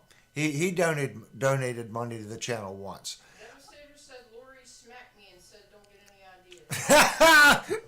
ideas. Lori, you can put that over like a little carrot. Well, I'll make you hot chocolate, but I want this. I can see that already. My point is, I want to thank everyone that has left, even leaving constructive comments, that has helped this channel. Money that's went to purchase the next guitar helps the channel. People that have sent guitars like Jupe, Smoothie Buns, and there's two other people that have sent guitars in for me to work on. I can't remember their names. They come and go, if that makes sense. All these little things is what allows me to create the content for you guys to see. Without Jupe, Smoothie Buns, the moderators that you guys see, and even the people that just come in that haven't donated, okay, or haven't sent me a guitar, their contribution is the chat. Does that kind of make sense? All these little things are contributions. I just want to reach out and say thanks. I can't. I know I say it at the end of every stream that I can't do it without you guys, but I can't. I really can't. If Jupe hadn't sent that guitar the last two videos on leveling frets and straightening the neck and doing stuff like that, that content wouldn't exist. So when this video comes out, I think it's going to be my best video as far as showing how I approach crowning frets. Another tech might say, well, you don't need to go through all those steps. Technically, you probably don't need to go through all these steps. I'm trying to show it in a slow fashion. Now, I am speeding up the camera, but everything that I do, every step, I'm showing at least 4 or 5 minutes in regular mode, and I'm talking you through it. Maybe 5 frets. And then I speed through the rest. I go to like 800x speed. I go to the next one. I do a couple frets, and I'm talking you through every step. Why I just crowned the frets. Why am I going back and recrowning the frets? And you're like, wait a minute, he just said he crowned the frets. Now he's picking up another crowning file and he's crowning the frets again. The reason I do that, I use a radius files. If I want to create an ellipse, I have to use 2 different radius files to create that ellipse. I want a flat top, okay, and then I want that radius to radius like this, and then I want it to change again back to the guitar. I don't want an even radius. I want that fret to come up, radius pretty hard, and then even off to give that guitar a smooth playing feel. Then I want it to radius hard. That hard radius where it drops off, that's where you're going to get your bite, because you can bite into it, if that makes sense. If that radius stays consistent and you pull hard, the radius is consistent. So that string, if this is the fret, that string goes across the fret, it doesn't see that pitch change. But if there's a drastic pitch change and you dig in, the pitch of that string goes high. When you dig in, usually what you're doing when you're digging in, you're going to dig in to bend. That's what you're doing. So if that radius pitch changes drastically right there and you dig in, you've immediately created a pitch change just by digging in before you really bend the string, if that makes any sense. But if you like the smooth feel, the top of the fret, the radius is very large. So if you play soft, the guitar is going to have a very soft, even, smooth feel to it. But when you get aggressive with it, the side of that fret is aggressive, like an aggressive file. So you get the best of both worlds, if that makes sense. So in this video, I'm showing how to get that compound radius on the frets to give you that smooth feel and also an aggressive feel to kind of get the best of both worlds. So it's taken a little bit of extra time, but I'm wanting this video to show that. Just like when we do the reshape of the neck, when I recorded sanding the back of that neck down flat and using my flat straight edge to get that, where you start and how you finish on that flat section will define how that neck gets shaped, because I'm using that first flat spot That is my baseline. My radius has to be based off that baseline. So if I don't get this section of the neck flat and true and a consistent plane across this neck, that means my radius, when I go to sand this back in, is not going to be consistent. So I'm trying to set up the cameras to really show that. And I get it. Not everyone is going to have a Festool sander, okay?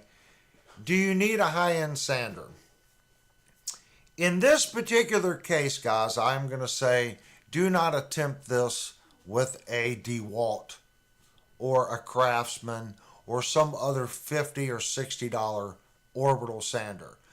The Festool sander that I have is it's like an auto body sander. It's a DA sander, and it has a 3.5 millimeter stroke. It's an extremely smooth feeling sander. So even though the stroke is 3.5 millimeters and it is isolating, what I feel here and the disc to the top, there's no out of plane movement. The Festool stays flat and true as it orbits. Where in the DeWalt, the bottom pad can be doing this a little bit. Well, if you don't have a true sanding surface and that pad is doing this, how do you keep a nice flat plane as you're sanding? You can't, because that pad, not only is it isolating in multiple directions, that isolation needs to stay in plane. It needs to stay flat, like this. It can't isolate like that. Because as you sand down the neck, what are you creating? You're creating little ripples, okay? People are like, oh, you'll never feel that. You will feel it. You will feel it. You will feel that ripple effect in this neck. So what I'm doing, not in the next video, but the video that we've already started on the guitar, I would not do unless you have a quality DA sander, something that you know stays true and flat.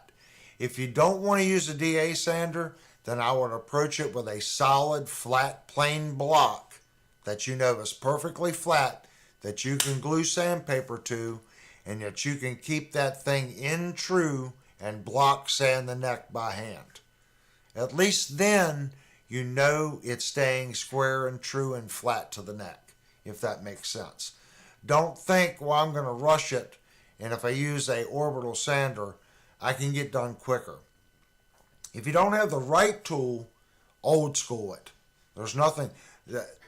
Guitars were built and finally crafted long before DA sanders were ever thought of or made.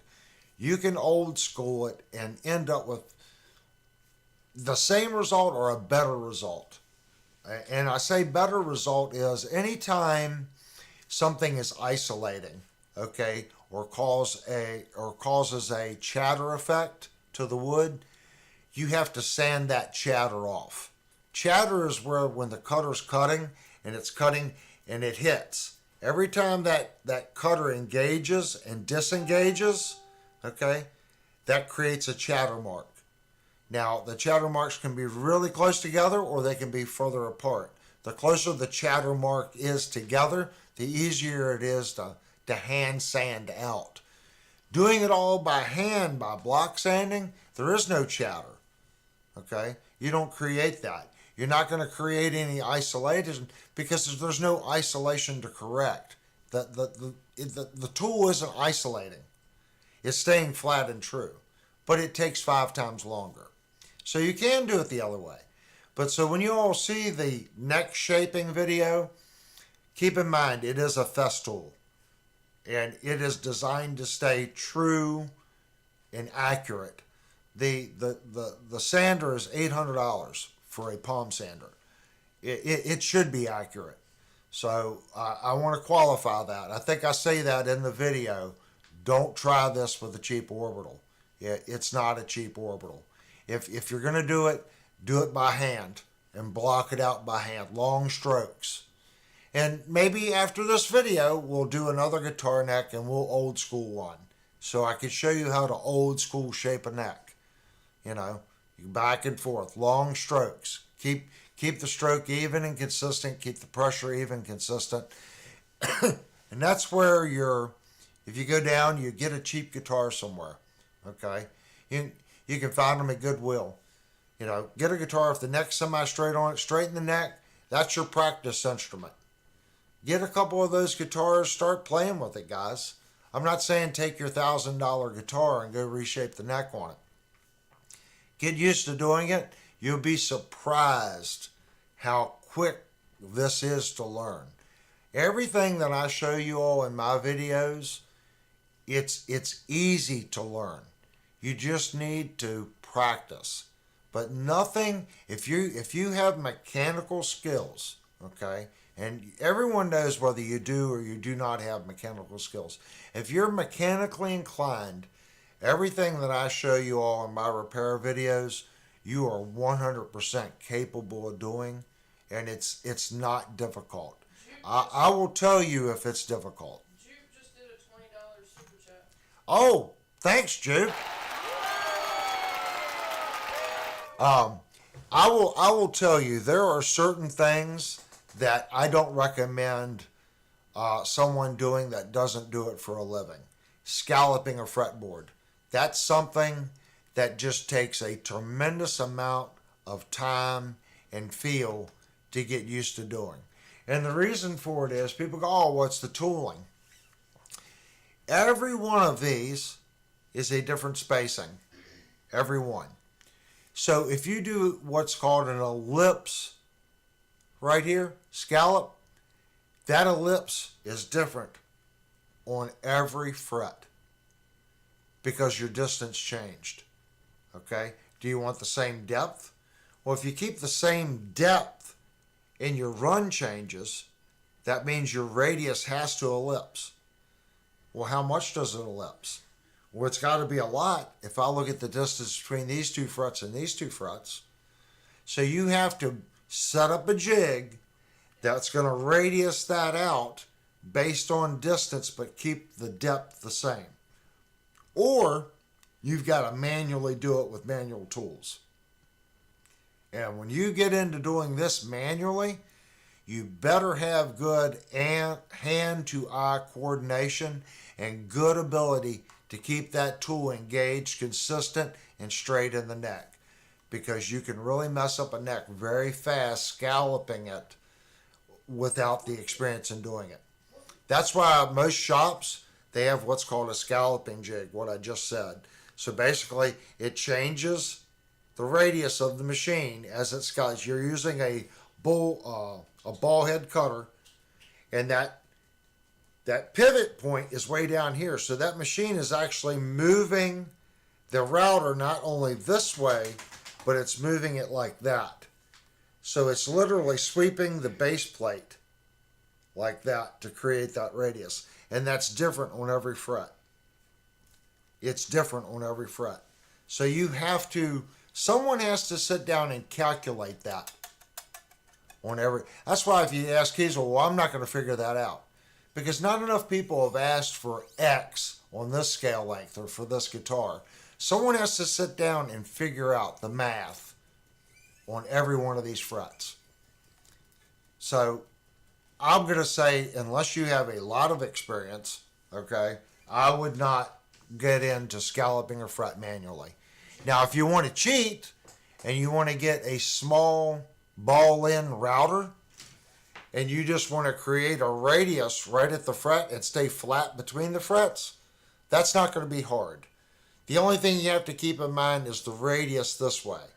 So the base plate of the router needs to follow the radius of the neck. But you're still running straight across, then you're going to this fret and running. So it's just the offset to the fret. All you have to do is multiple passes back and forth to clean the center out. That scalloping is easy.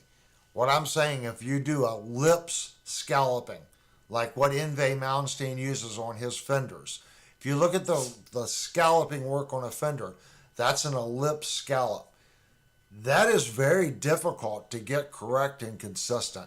Believe me, I've done one or two, and it is, when I say time consuming, it is time consuming. And I don't even have the jigs anymore. So if I was to do it again, it would probably take me 2 or 3 days to make a jig. So then I got to go, well, is it worth me working 2 or 3 days to build a jig and then another day to route it? Or is it better for me just to manually do it and take 3 or 4 days to manually do it? Could you do it faster? If someone's doing it every day, they're going to get fast and good. Me, I don't do it every day, so I would have to be slow. Juke wants to know if you tried the new sauce yet. Did I do what? Tried the new sauce yet? I can't hear you. Juke wants to know if you tried the new sauce yet. The new soft. Yeah. The new sauce? I don't understand what you're. Hair sauce? I still. Juke sent? The new. The spaghetti sauce. I can't. For whatever reason, I can't understand what you're saying. Huh?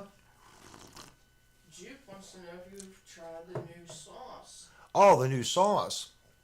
I think the day that you called, and I spoke to you on the phone, Juke. The what was it? The garlic. Yeah.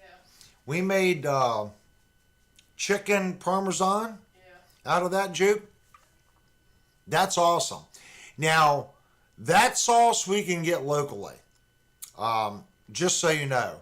But now we know that we like it, we're going to get some. We can get that sauce locally. The Mayer sauce that you send, we can't get that locally. So that's a hidden gem. But the other sauce, the garlic sauce, yeah, we made chicken parmesan out of that. It was really yummy. And for whatever reason, my hearing tonight is just, I don't know. It might be because of the tooth problem. They claim that like I got this buzzing in my ear, and I think it's from my toothache. So she was out there talking. It just sounded like mumble. It sounded like Charlie Brown's teacher. I can't. I'm having a real hard time all day today in the music store and everywhere. Even at work last week, I was having issues with it. So that's the scoop on Jupe's guitar. So hopefully Thursday we'll have a video. If it is on Thursday, it's going to be a shortened version, and I'll break up the fretwork. I really don't want to. Like I said, I wanted to try to keep it all in one video. And there's pros and cons to both. If I split the video, I think more people will watch more of it, if that makes sense. If I keep it all in one video, it'll probably get more views, but I think more of the content will get lost, if that makes any sense whatsoever. So I'll leave it up to you guys whether or not I should split the video and concentrate on camera angles and stretch out the video instead of speeding through a lot of spots. Really do more of a detailed video and split it up for a more instructional purpose, or should I just do, like I was saying, 2 or 3 frets, speed through it, 2 or 3 frets, speed through it, and do about a 2.5 hour video or 2 hour video, or 2 hour-and-a-half videos with less speed up. It's completely up to you guys. If I split it and I do an hour and a half, I can definitely have part of it ready by Thursday. If I don't, it would probably be next weekend. I just know how long it was taking me to edit the first hour and a half of footage that I had. Yep. Upstate New York. Oh, you guys are talking locations. So that's the update on Jupe's guitar. I'm not going to go downstairs and grab the neck and show you all the flat plane on it yet. Maybe Thursday I can do that because I have some notes and stuff on it. I don't want to take it out of the jig. It would take me about 5 minutes to get it out of the jig. So that's the story on that. And we covered Devastator's tremolo and Jupe's. Like I said, Devastator's parts come in 2 weeks ago, something like that. So we've got all the parts for both bridges. So that'll be that video. I'm just going to kind of fit in there, guys. I don't know that one doesn't need to be in sequence because I can do the tremolo video at any time. We just need them built for when we put them in the guitars. But the actual assembly, I can do it anytime.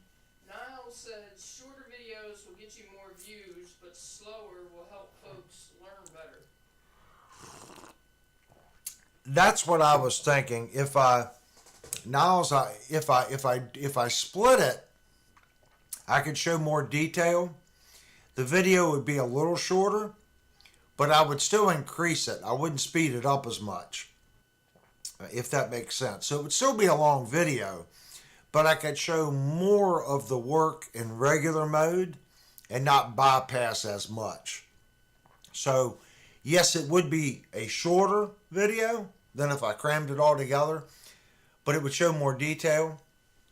I'm leaning towards that would be better. It would be better for people wanting to learn. If you kind of already know the concept behind doing the work, it might be a little redundant, if that makes sense. I don't know. I think this channel has a history of going overboard on everything. So I think what I'll end up doing is splitting the video in two and just showing every aspect.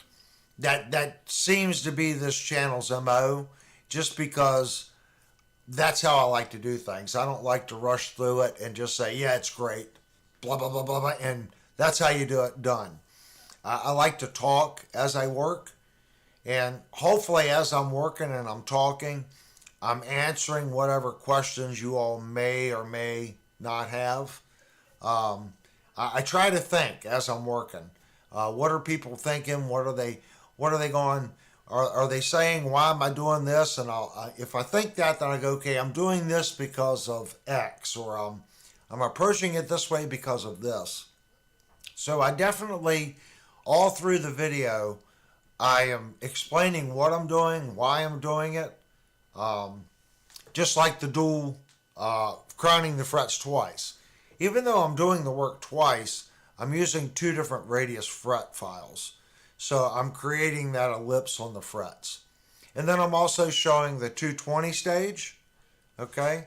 And I'm showing the 220 stage and the end dressing with the file. And I'm also showing the file for the chamfer and the fret sprout. So if I really stop and think about it, it really does need to be two videos. I'm trying to cram too much stuff in one video. So I'll probably will split it. The more I'm talking myself into it, the more I talk about it, because I'm starting to now realize how much work was actually done, and I'm trying to show all that. Yeah, I'll probably split it, guys. I think it's deserving to be splitting. And eventually, I'll create another whole. If you go to the main channel, it says like guitar reviews, guitar repairs. I'll create a whole playlist just for Jupe's guitar. Video 1, 2, 3, 4, 5, 6, 7, all the way down. Niall said he shared one of your videos on the Firefly fan page, and everyone called you the super luthier, but it was a long video, they said.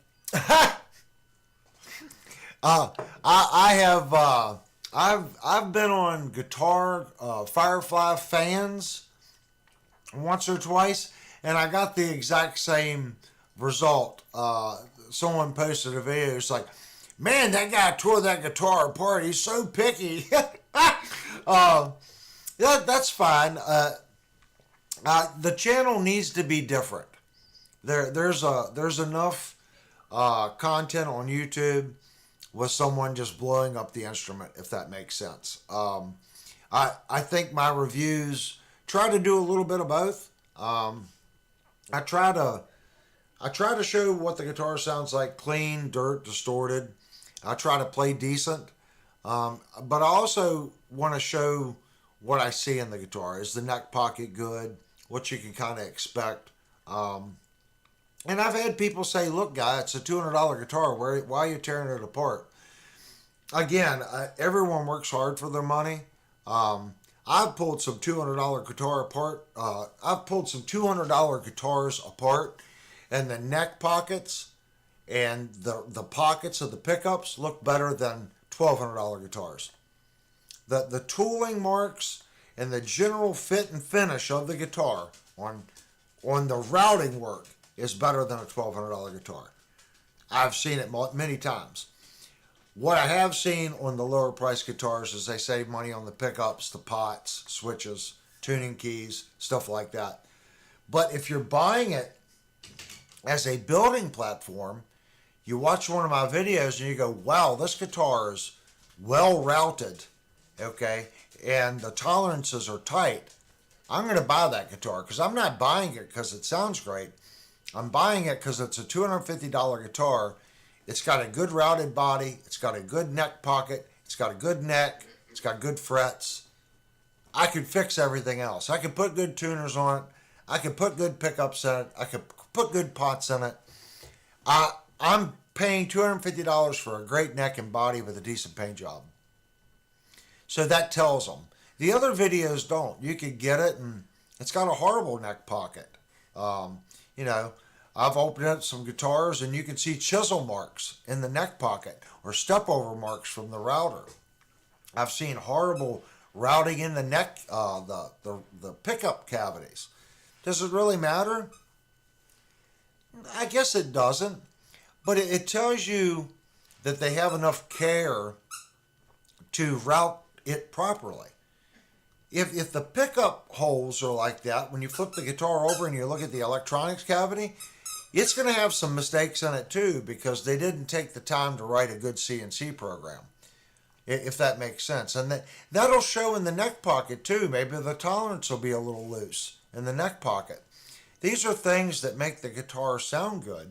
If you've got a nice flat neck pocket and the seat of the guitar neck is nice and flat, and the connection between the two solid, you're going to have a good sustaining guitar. It's going to resonate properly. But if you pick up a budget guitar and there's bad step overs and you got a big shim in the back of the neck, that guitar is not going to resonate as well as the one that has a good neck pocket. So those were the things that I wanted to kind of show on those. And I've said it a million times, this channel's not for everybody. The live stream is supposed to be the lighter side of the channel, if that makes sense. My reviews are supposed to be picky. I think that's why people tune into them. And we've been kind of slacking on the reviews lately, and it's difficult for me to do both. It really is. But that means when I do a review, you can expect it to be really good. Oh, I'm tempted to get an Astrip acoustic and check it out. $75. And the puppy dogs are going crazy.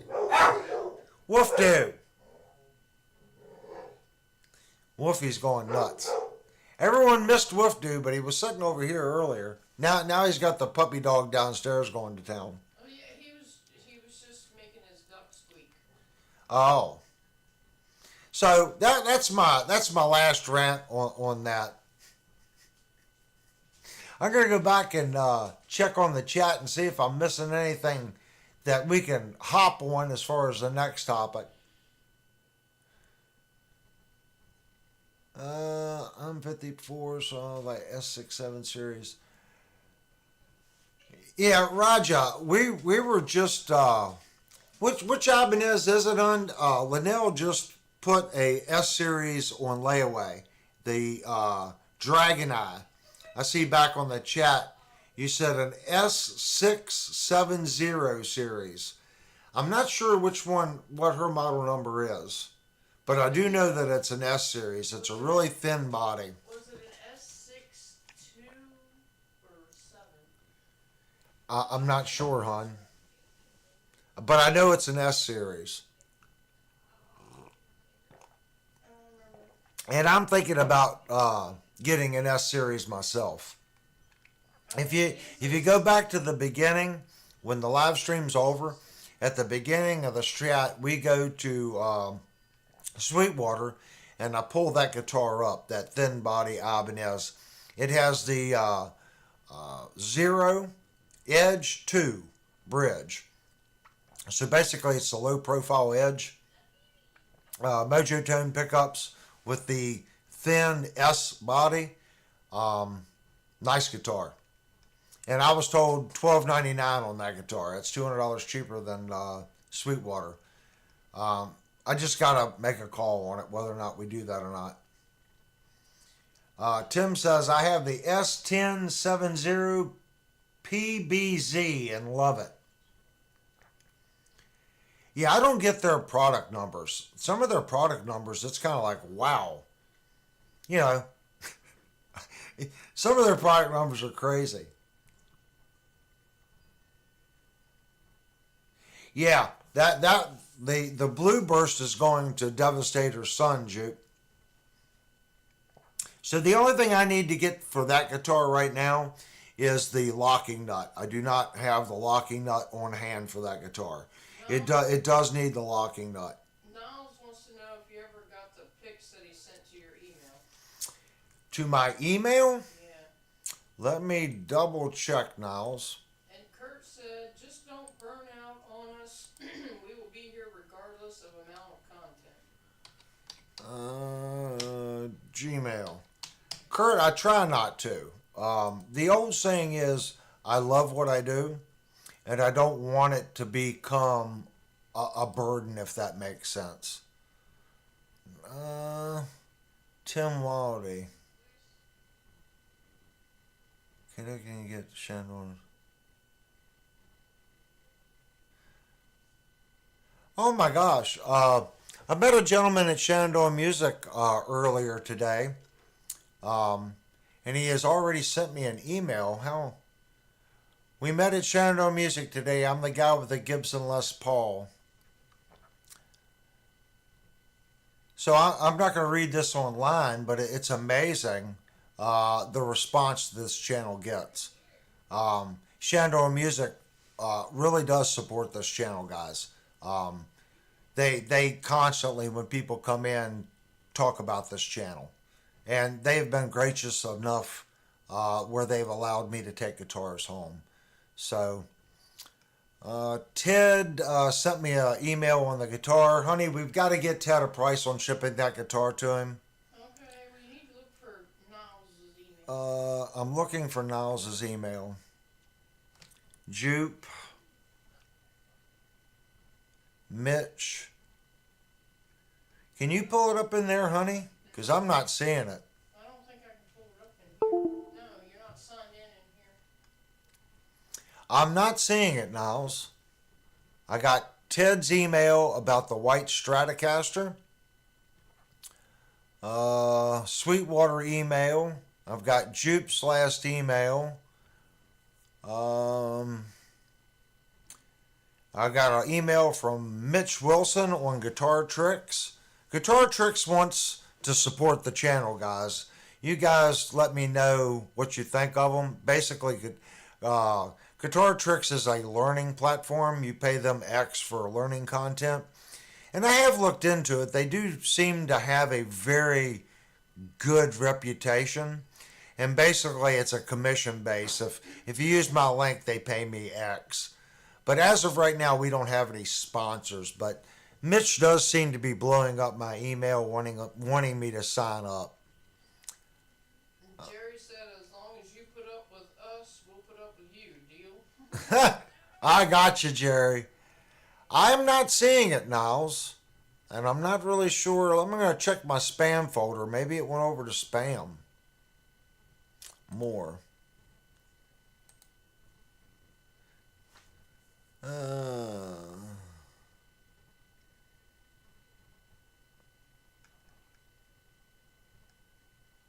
I do. Oh, that's where it went, Niles. Why did it go to spam? It went to my spam folder. I'm gonna. Do you want me to show this online, Niles? I can. I'm more than willing to show the photos if you don't mind sharing them. I'll wait for the chat. If you want me to share the photos, I'll share them, Niles. I did find it went to my spam folder. That's how come I never saw them.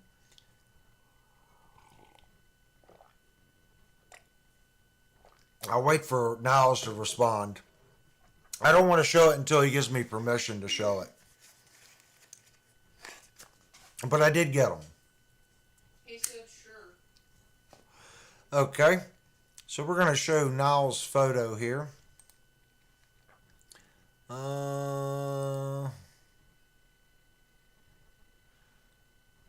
me go back to Teams. Display screen. Yep. That's how thin that body is on the S. It is crazy thin. That is a thin guitar. Actually, Niles, I was just looking at that guitar. That's one of them I was looking at. But see, it's got the center pickup. I'm looking for this guitar without the center pickup. I want just dual humbucker. Oh, that one's got the really nice neck on it. See, the one I was looking at for $1,500 has the 3-piece neck. It doesn't have this multi-piece like this. I want to say this guitar was $1,700 when I priced it. I did look at this guitar with I think it's a 7-piece neck. I did look at this guitar. That is a beautiful neck on that guitar.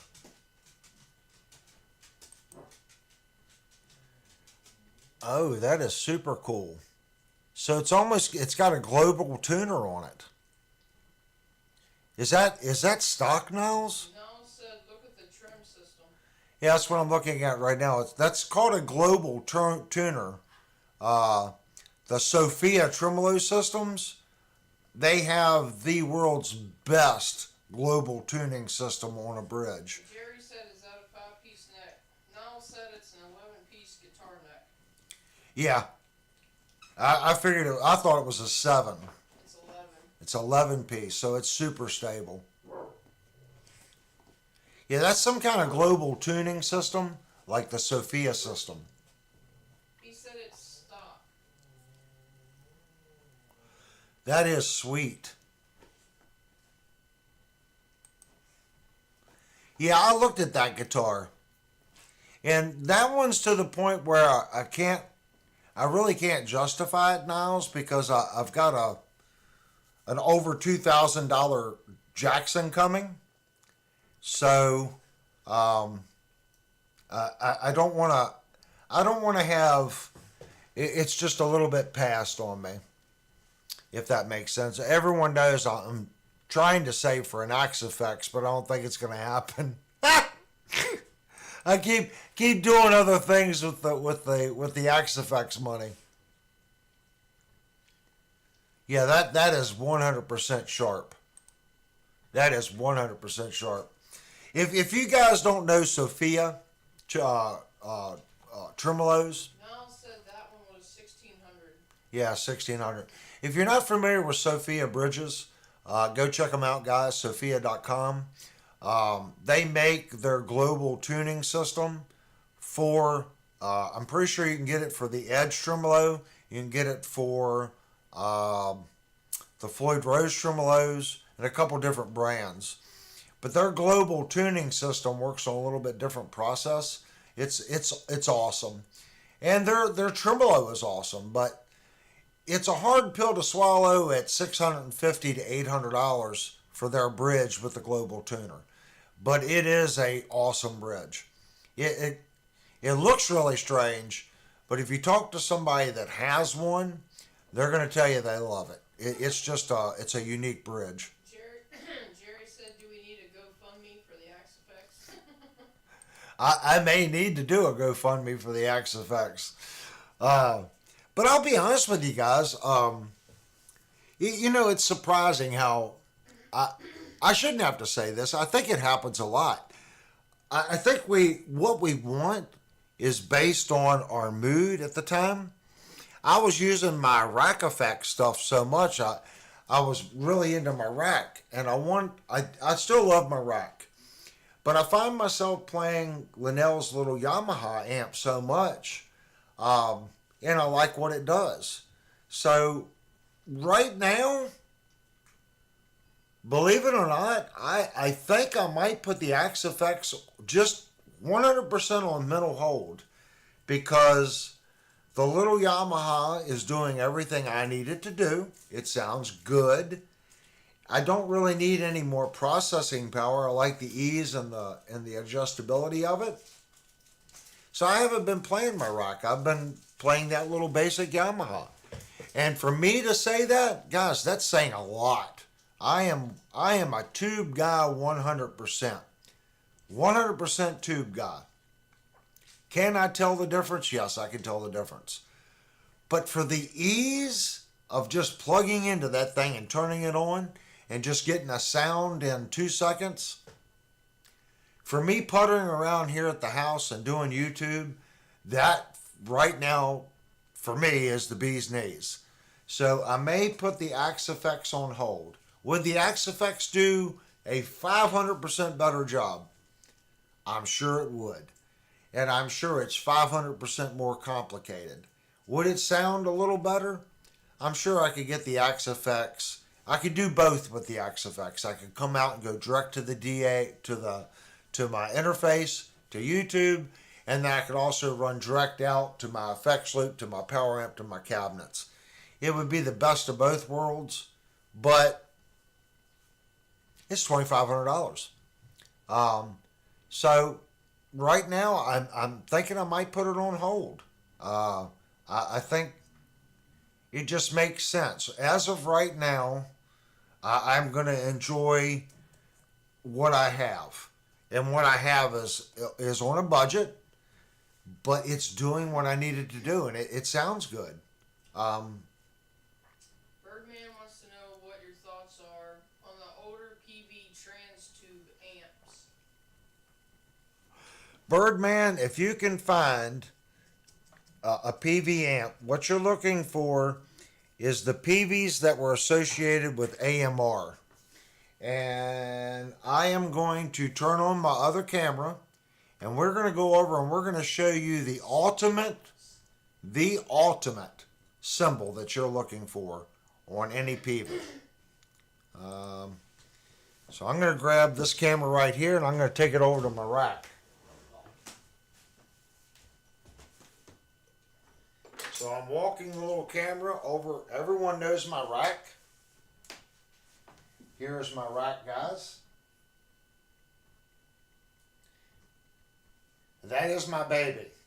I played out live with this rack for many, many, many years.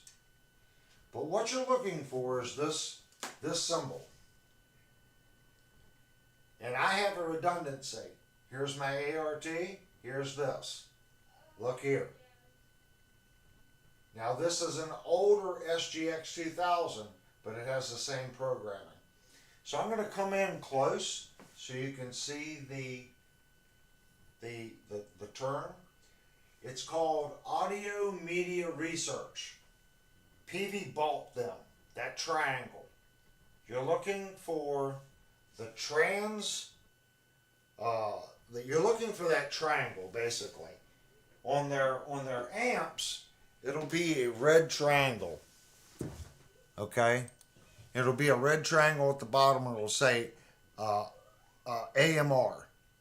And basically, PV bought AMR, and they were very advanced in their transistor technology. If you can find the Bandit or some of the other PVs, they're called red band. You got a red band around them with that little triangle on the bottom. Those are some good amplifiers, and you can find them cheap. People just don't give them credit.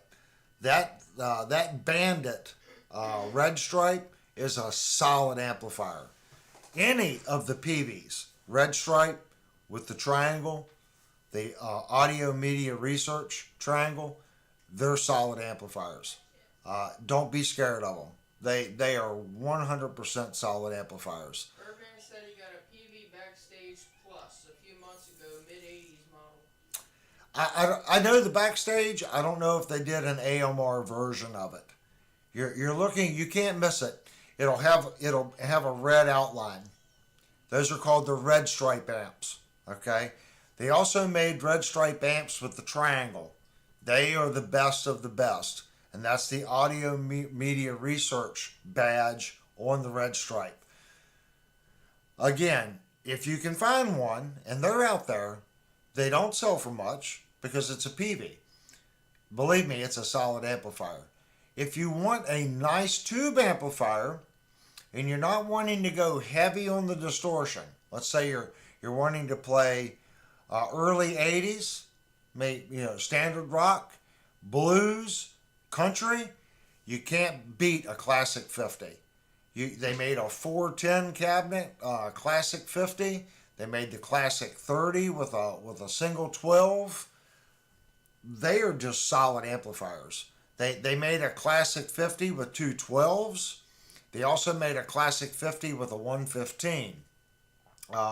What most people did is they bought a classic 50 with four 10s, and they bought the extension cabinet with a 115.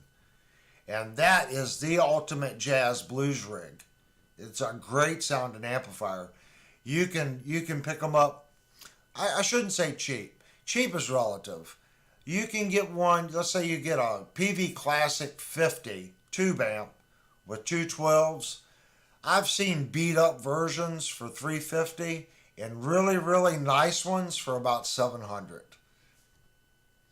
Another good one is the PV Blues. It's something, it's not a Blues Junior. I think it's a Blues. It came with a single 15. I think they made that in a 12 as well. That's a good amplifier, tube amplifier. The Classic 30, that's just a phenomenal amp. It's a phenomenal little amp.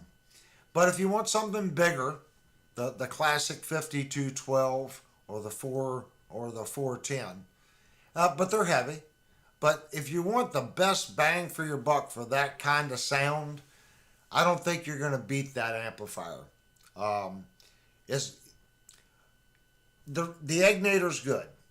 Okay, the Egnator's going to have a little bit larger variety of tones. I think the reliability of the PV is going to be better.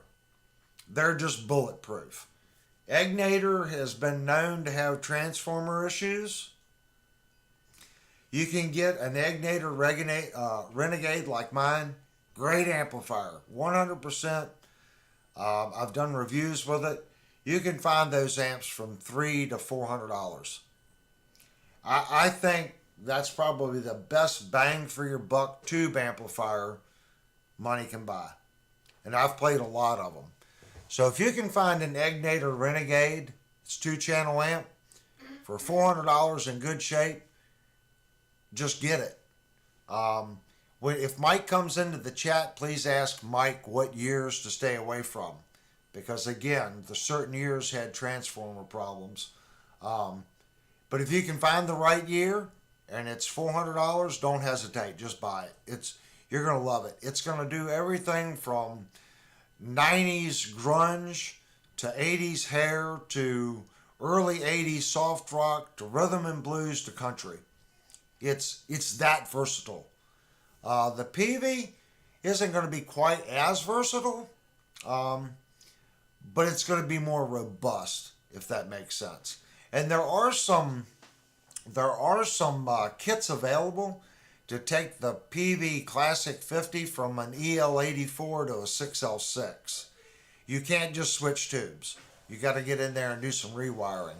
So if you took a Classic 50 and then rewired it to 6L6, I think that would open that amplifier up a little bit, if that makes sense. But that costs money. So if you found a good Classic 50 for $500, it would probably charge you $300 or $400 to retro it over to 6L6s. I don't know.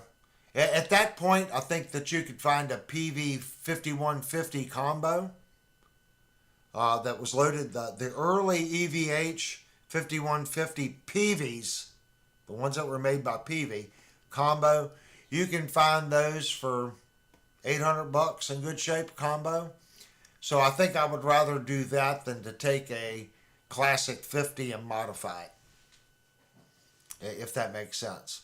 I know the PV 5150 combo. That's a good amp. But word's out on that amp now, so odds are you're gonna pay money for it. A lot of people are taking the combo amp, pulling the head out of it, and there's a company that makes just the box, and they're slipping it and just turning it into a head.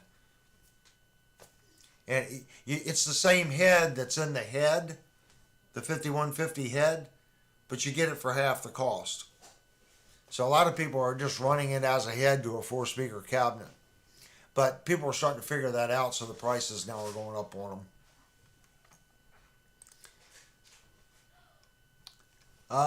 It says, be safe, Nick. So Nicholas has got to go. Hopefully Nicholas is still in here. I was yakking. I don't know when he said he had to go.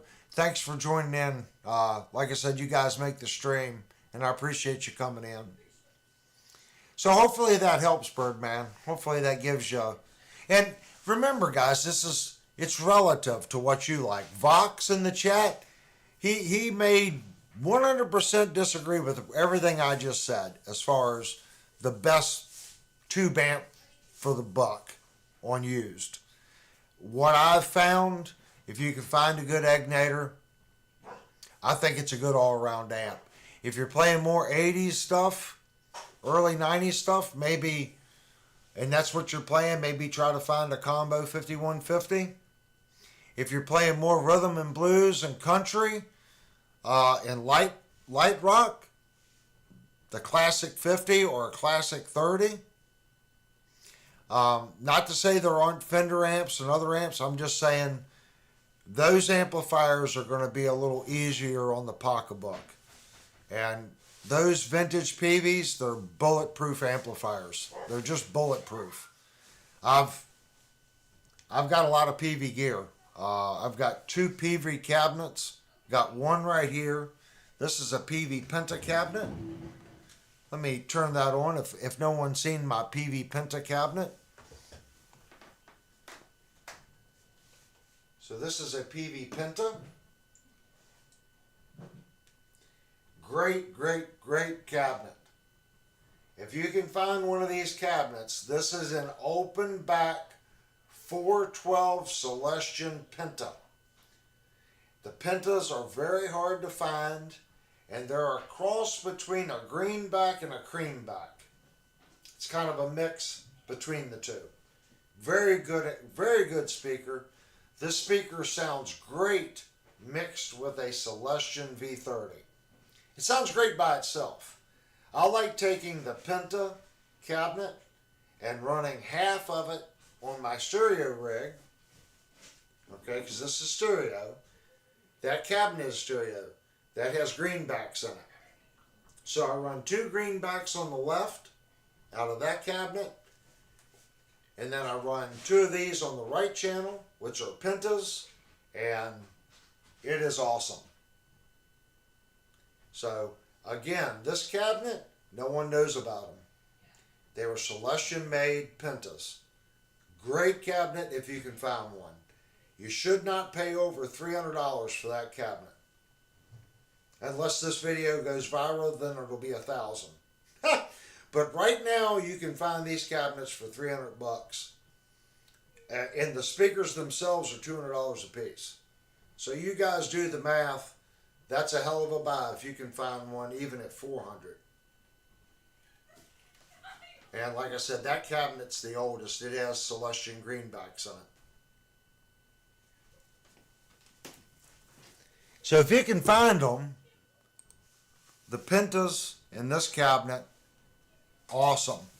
I do know that there are some just Penta drivers, so people are getting smart.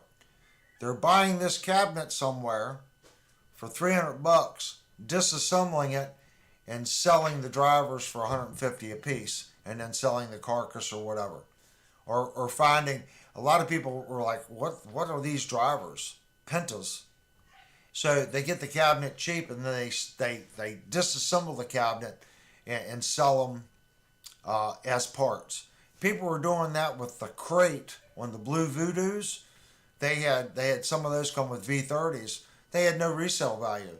So they're buying the cabinets, stripping the V30s out of them, and just selling the drivers individually. That's what's going on with the Pentas. I've played this cabinet before on the channel. Excuse me. May have to fire it up one day. Maybe next live stream we'll switch over to the rack, and I'll set up the microphones and do the greenbacks on the left side and the Pentas on the right, and we'll do a stereo mix, and you guys can hear how much difference speakers make. People talk about guitars, you want to make a big sound difference in your rig, you're unhappy, change your speakers. Your speakers make a tremendous change in your sound. More than you're probably thinking they do. Best bang for your buck, speakers. You will get more versatile, more variety out of your driver, especially if you're running single 12-inch cabinets. So you can have a creamback in one, maybe have a V30 in one, maybe have a Mojo Tone over here, maybe have a Jensen, a JBL. Some of the old Fender Twins had JBLs, and those freaking Fender Twins with JBLs were so crystal clean and so loud. Only the JBL driver. If you had a Fender Twin with the Fender speakers, they didn't have that super loud, super clean sound. The ones with the JBLs, they just sparkled all the way up to 130 some watts. Those things were cut your head off loud. And with the JBLs, they were super clean. So if you got a bunch of different drivers, just start switching cabinets. You'll be surprised. Don't change your EQ. Don't change anything on your rig. Just unplug, plug into a different cabinet, and you will be surprised at how much different your system will sound just changing cabinets. I mean, a tremendous change. That's why back here in the back, let me change cameras again. Sneaking back there in the corner behind the blue chair, there's an SR 2-speaker cabinet. So in that particular cabinet is 2 Celestion V30s. So I can take that cabinet, I can do right side over here on my rack with greenbacks, or I can take the V30s with the creambacks. Okay? And I could technically, since I'm running stereo, I could rewire my cabinets, run 4 drivers, as long as the ohm load is the same, wire my 4 drivers to where it matches the ohms of the 2 V30s, and I could run Penta, greenback, 4-speaker driver on one side, and the 2 V30s on the other. As long as the ohm load is very consistent, the amplifier won't care. I mean, it's true stereo, so it shouldn't, but you'll get a volume decrease.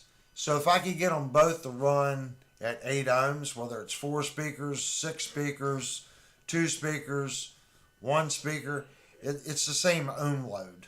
So the amp should react the same. The more speakers, of course, it's going to be a little louder, even though the load's the same. It's just like when you go to a concert and hear, we had 100,000 watts. Well, it's not 100,000 watts to one driver. They might have 250 watts going to 50 drivers. Well, it's the total amount of wattage in the array, if that makes sense. You don't have 1,000, it's 250 watts. It's just multiplied. So in my little squirrel brain, it's still 250, but it's 250, 250, 250, 250, 250, 250. And when you array that out, it just creates a wall of sound. So that's how you can view it.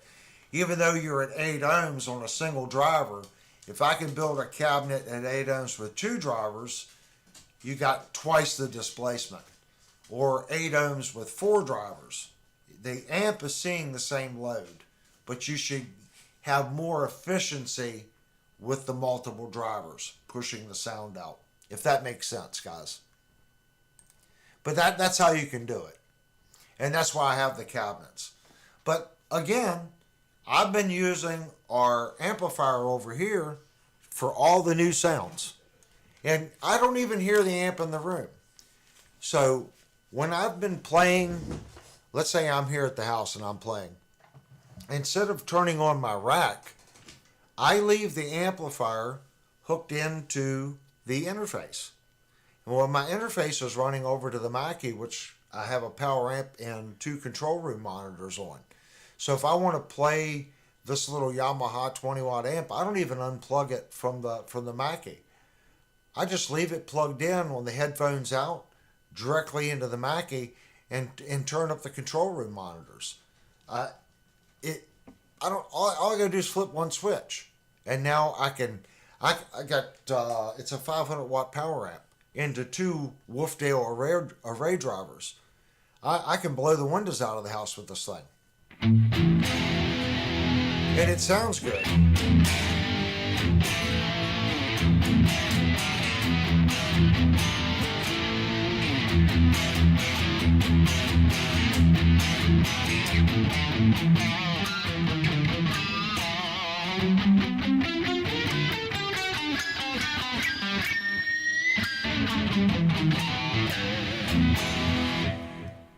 That sound is the exact same sound that I get through the PA. It's a processed sound. The amp doesn't know the difference between sending that signal to the interface out to YouTube or sending that signal to my Crown power amp to 2 control room monitors. There is no difference. It is so simple. Before, when we first started the stream, everyone knew I was using mics in front of the cabinets, and each mic, I might have the mic changed a little different. It's a little further off the cone. I don't have the gain on the mic quite right. Every week it was hit and miss, hit and miss. There's nothing to change. No matter what I do, I don't have to, all I do is flip one switch. I go from interface,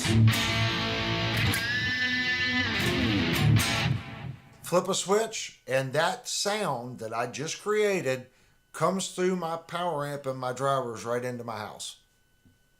No microphones to mess with, no. And this is coming from a guy that loves tubes. I love my rack. Like I said, I can feel the difference. The rack does feel more alive. I'm not saying that. I'm saying ease of use. When I come home from work, I can literally plug it in, sit down, I can be playing in 15 seconds. Wherein with the rack, it's okay, maybe a minute. But here's the difference. With my rack, if I want to do YouTube and I want to stream live, I'm going to mess with it for 20 minutes with mic placements, trying to get the gain right, putting my headphones on, what's it sound like, and it can be hit and miss because I have room volume.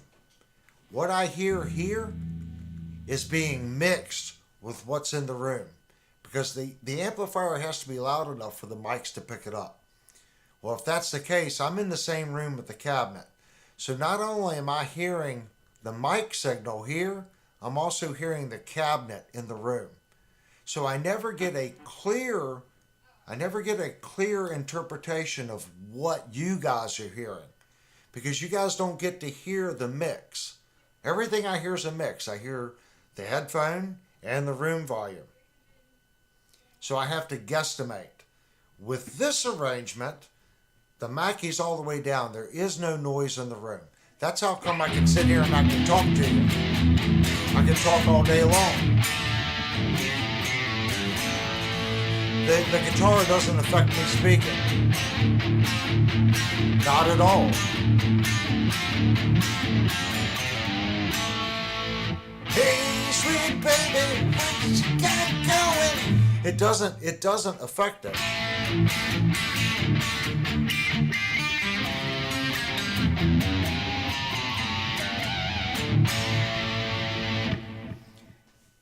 If I tried that with the open mics, the open mic is going into this microphone. That's the mic I'm using to talk to you guys with. And if you guys have been here before, I see there's 22, 23, 24 in and out. the beginning of the stream, we struggled with that because this microphone picks it up. It changes the tonal quality 100%. So circling back, that's why I might be not so concerned about the X effects. So right now, my professional music part, I guess, would be YouTube. I don't really make any money, but I devote time and energy to this music format. So in this music format, this amplifier is doing what I need it to do. And it sounds good doing it.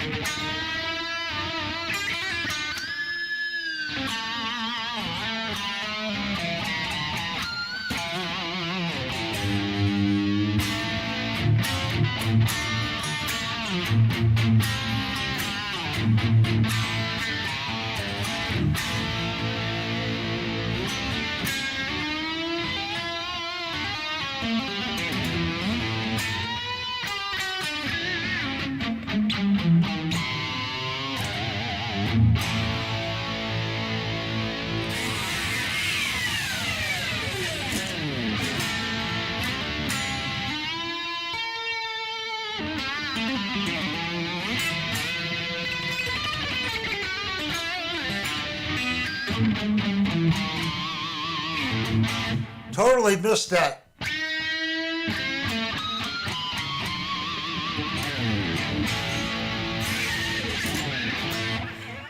That's the fun part of playing. When you're bending the note and you didn't even hit it, it's like, here, I'm bending the note. I missed the note, but I'm still bending it.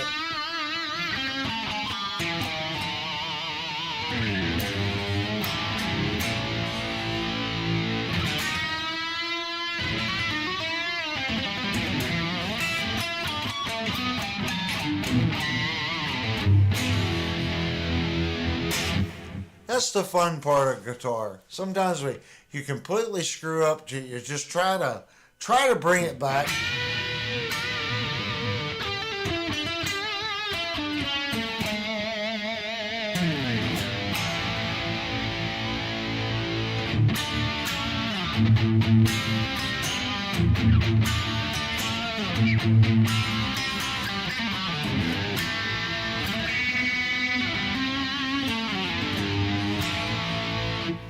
I mean, it's a $320 amp, guys. I know some of you might be watching on a phone, some of you might be on a cheap laptop, but those of you listening to this stream on a halfway decent TV or a halfway decent computer with decent desktop, you have to stop and listen. It's a $320 amplifier I'm playing.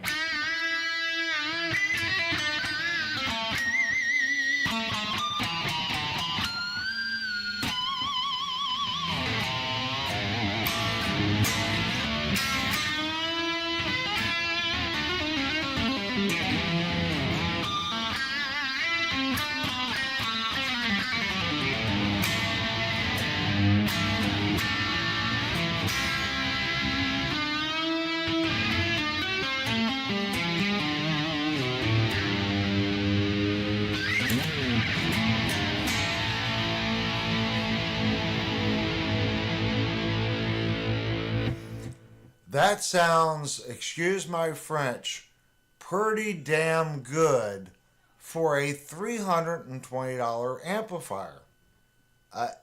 If I'm missing something, guys, I'm missing something. But for $329, that's a nice sounding amplifier. And I will tell you right now, I listen to my streams. This amp sounds better unplugged, 6 inches away from the wall. You stand 5 foot away from it. Let the stereo, it's a stereo amplifier. Let the stereo image bounce off the wall. It sounds like the amp is all around you in the room. That's the best way of describing it. It literally, the imaging, it bounces that signal off the wall. It just submerses you in stereo imaging. It is stupid good for $320 some. And what's really funny is this amp has been out for quite some time. And I heard people talk about the amps. Oh, it's so good. It's so good. And I'm like, It's a desktop amplifier. How good could that little amplifier be with these little fart speakers on it? I'm telling you, with these little fart speakers, it sounds good.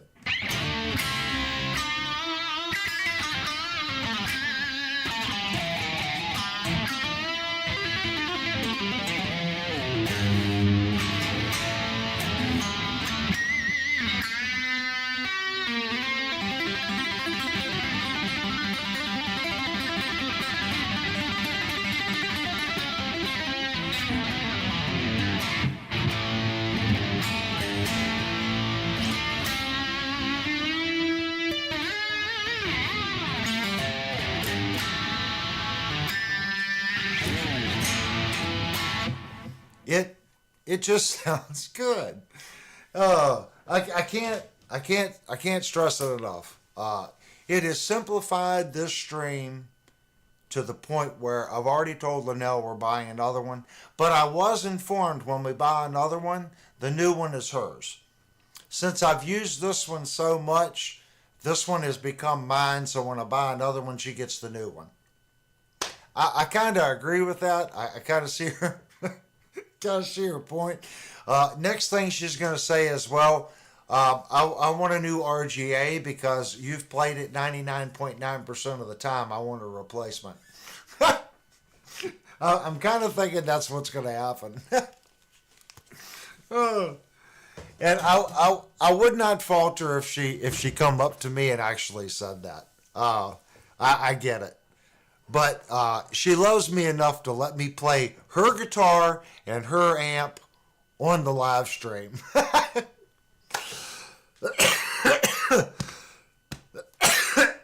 That's enough to choke me. We'll call it. We should call it Linnell's Geared Live Stream, or live stream courtesy of Linnell's Gear. There we go. Music and gear, courtesy of Linnell's Gear.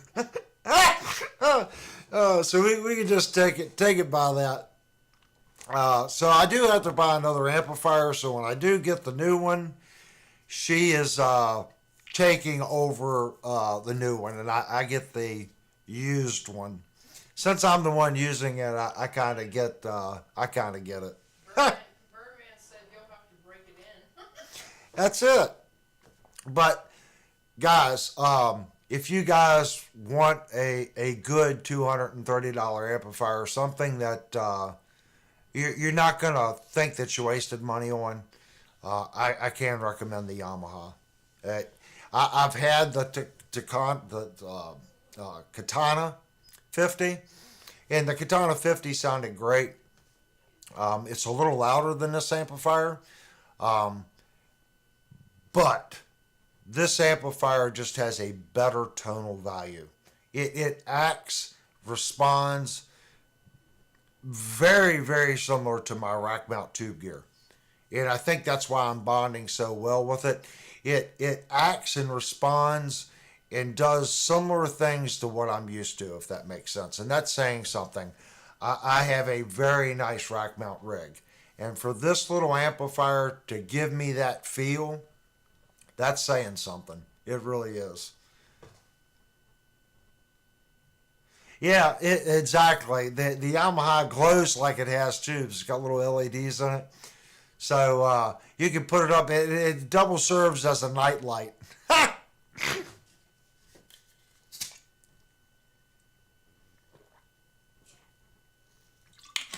But it's a great little amp. I don't know. Does anyone in the chat, I see there's 22 people.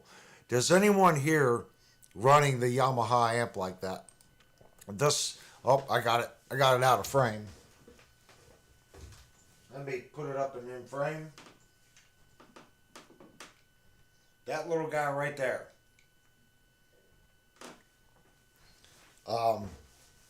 If anyone has one of those, you all can chime in and say what your feelings is on it. It's a desktop amp, great little amplifier. Great little amplifier. I actually asked them today, the model above this has a battery in it. The advantage to the model above it isn't the battery. It has line out, okay? The advantage to the actual line out is you can go line out on it and the speakers in the amp are still active. So you can use it on stage. You set it up behind you. That is your monitor for you.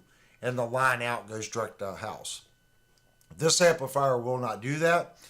I'm going out of the headphone jack to the mixer. As soon as you plug something into the headphone jack, it kills the onboard speakers. Birdman says built-in speakers with a question mark. Yes, it does have built-in speakers. But using it the way I'm using it, as soon as I plug something into the headphone jack, I have a 1/8 inch TRS jack in it that goes to a dual LXR. So that goes to a left and right on the mixing board. So as soon as I plug that in, the onboard speakers no longer work. The model above this has a dedicated output, okay? So you can go out of the output and the onboard speakers will still work. Birdman says, is it apartment friendly? Yes, extremely, Parpet. You'll get that volume you guys are hearing. I could play and the little one in here could go to sleep. I could just barely hear it in the room if I wanted to. And you would have the exact same tone. Because the amplifier right now, feeding the board, it's just barely. I'm not touching anything, okay?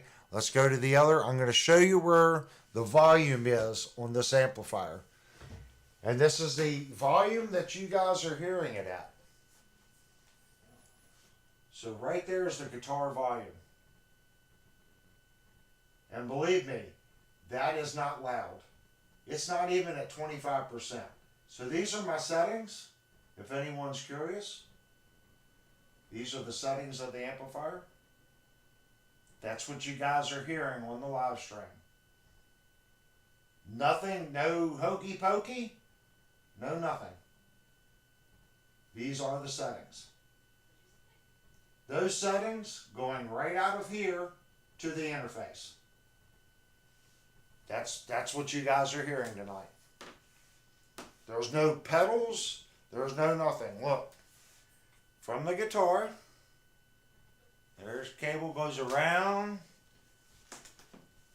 up the side of the cabinet, and right into the amp.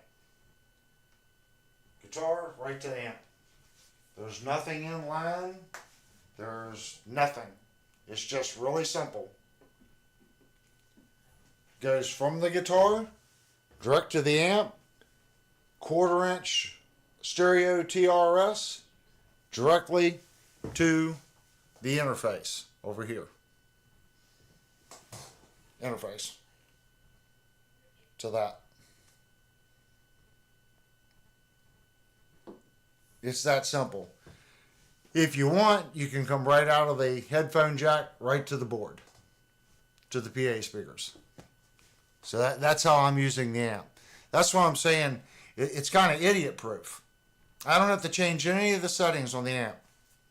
All I do is literally unplug that cable, plug in the other cable to the Mackie, then it's going to the Mackie to the speakers. It's really that simple. I heard her laughing. I like your office, Linnell. Yeah, so that's how it's set up. I think it works really well. Like I said, it's a $320 amp. I mean, how can you beat that? And I think I've said it a million times. I remember buying an amplifier, $300, a Gorilla amplifier. If anyone remembers Gorilla, those things were horrible. And they were $160. I mean, I'm talking about the little baby Gorilla, the really crappy one. They were $160. If you bought the one that had the 10-inch speaker, that was like $250. And those things were horrible. I mean, they were horrible amplifiers. This is $320, and it's stereo. It's kind of almost a no-brainer. But keep in mind, it's a little desktop amp. So, does it have the power of my Line 6 stomp? No.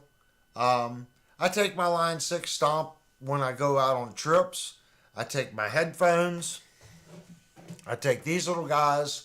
I take my Line 6 stomp and my little headless NK guitar. My headphones, the Line 6 stomp, and the guitar all fit in the gig bag. Throw the gig bag in the back of the truck. I get to the hotel room, pop my headphones on, plug my headphones into the HX stomp, plug the guitar into the HX stomp. It's the perfect travel rig, and it all fits right in the little gig bag. And since it's a headless guitar, the gig bag is short. It takes up no room. That's my travel rig. I've yet to find something that does it better. Could I take this little guy? Sure. But the amp, the desktop amp, is bigger than the Line 6. So I could take my headphones, my guitar, and that, and be fine. But it takes a little bit more room. So I think still traveling in the future, I'm just going to take my NK headless, my headphones, Line 6 stomp. They all fit right in the zipper part of the bag. Throw the guitar in the truck. Let's go on vacation. It's all I need. It's perfect for that. Here at the house, like I said, I haven't played my rack in over a month. I'm satisfied. I come home from work. I literally turn the amp on, plug the guitar in. I just sit down and I play. If I want more volume, I plug it into the Mackie and just crank it up. And it sounds great. I can't get over it. I think I missed out on a whole revolution. Or I came in just at the right time and I didn't have to mess with all the in-between failures. Because this Yamaha has got it right. I don't hear legacy. It doesn't sound like something that it's trying to be that it's not. It does what it does and it does it well. I don't need to hear any other variations of the past. However Yamaha got to here, I don't care. They're to that point now. I've got the amp. It works well. It's $300. Another amp I bought for my son, I guess it was probably 12 years ago. It was the very first Fender Mustang amp. And it was the model, I guess a modeling amp. And I thought that amplifier was pretty good. It had to be at least probably 13 years ago, maybe a little longer. I think I paid $350 for that amp back then. And I thought that was a good amp, but I could tell it wasn't. It left a lot to be desired versus my tube amp. When I played it, I knew it was a small amplifier. It didn't sound full and big. And I just expected it to do that. This amp, every time I play it, I don't expect it to sound full and big like it is. It always sounds like a big amplifier. The sound just bounces off the wall and it fills the room and it's got body. I've got a little Black Star downstairs I did a review on. That was the first modeling amp I thought sounded decent. It's a little Core 10. Mike is on, but he's not feeling well, so he'll be listening. Hey, Mike. Hey, Mike, since you're on, could you please put your comments about your new Firefly in the channel chat? We talked about it the last stream. He's not feeling well. Oh.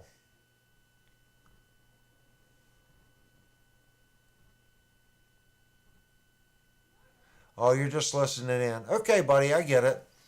I'm not feeling too good either. I got a horrible toothache. But on the last stream, we were talking about the FFMN, and I'm pretty sure that you said that you had bought one. So if you don't feel like it, you don't have to post. But if you want to, maybe post what you like about the guitar and what you paid for it. It was a topic from the last stream. But I do remember, I'm pretty sure that you said that you liked the guitar. And that, like I said, that was from the last stream. But back to the Yamaha, guys. it just does what it does, and it does it well. I don't have an issue with it, if that makes sense. I do want to fix some of the other things, like my Black Star I'd like to fix. And I am always looking. I know Jerry has been looking for an amplifier, so throw out to Jerry. Jerry, you might want to consider one of these. I don't know. I know you've been saving your pennies. You might want to go to the store and plug into one of these. This little amplifier might be a good substitution, if that makes sense. I know you're looking for a tube amp. I get it. If Jerry, if you can find one, Mike's in the chat now. He can tell you what year Eggnators to stay away from. If you can get an Eggnator Renegade, Jerry, that would be a good amplifier. I know the kind of music that you play. That would probably be a good fit for you. I just don't remember if it's like 2012 and newer, or what year they went to. I just know they went sour, and I don't remember what years they were. Or that blue album. Avery, rip on that yellow one in the chair. You'll feel better. I don't know if the yellow one is in tune. Let me see if it's in tune. Hold on.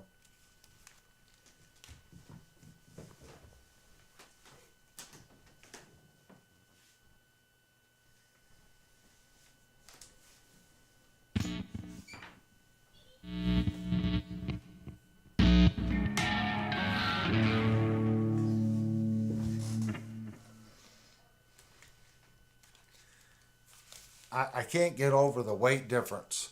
The Ibanez is so much lighter.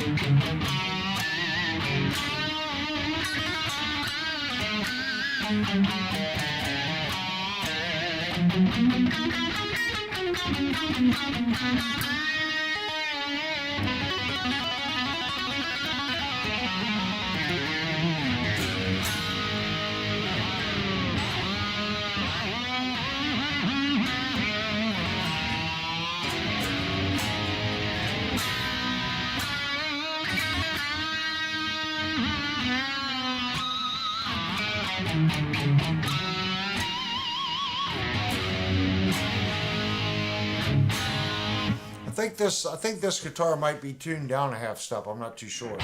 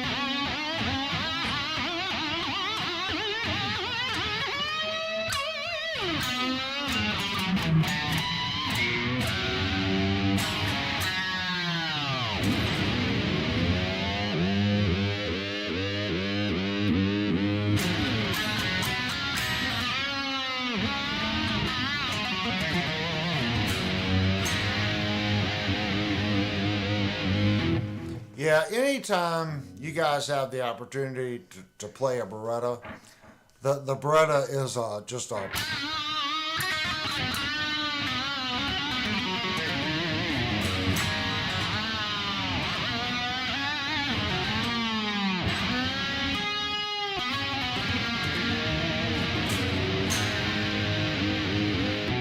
The Beretta is just a mean instrument.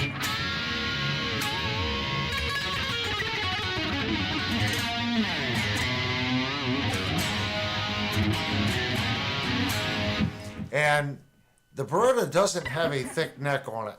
Okay, it doesn't.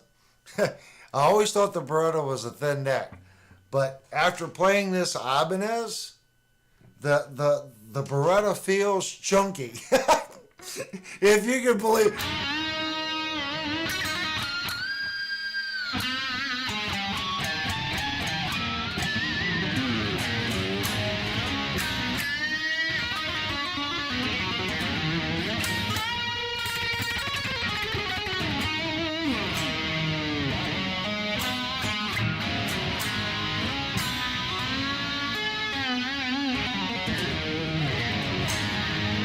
Now this has a Seymour Duncan JB in it, and I can already tell you the stock Ibanez pickups in this guitar are a little bit more mid-focused, and they have more output than this JB. Jupe's gotta go.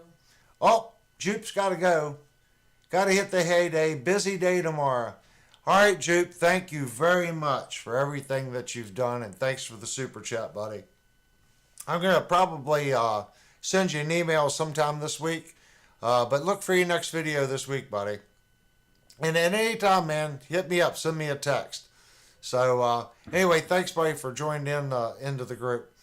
But what I was saying is this JB, it doesn't have the output that the stock Ibanez pickup has. And I think the stock Ibanez pickup has a little bit more mid-push.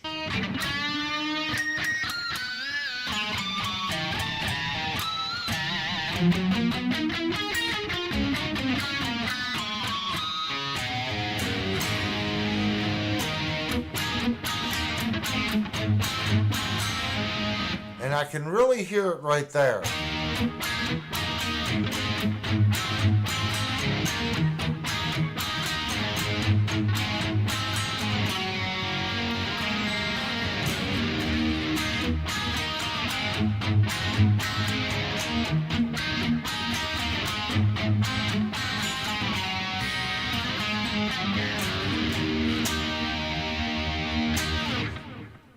Now hold that thought.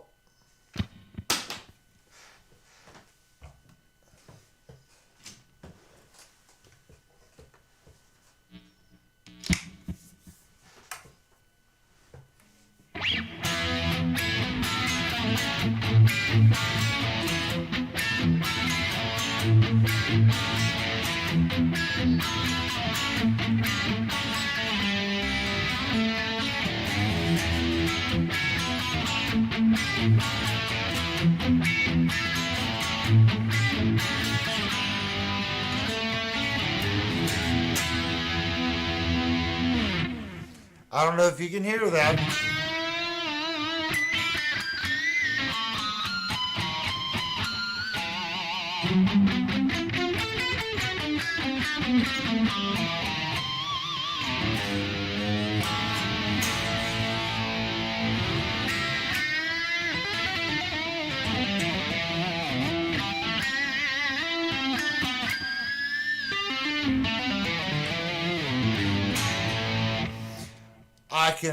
I can hear the output difference, but I hear the mid is boosted in this guitar, and the high. This guitar, mid-high is boosted and the low is cut with the JB. I can hear it right here.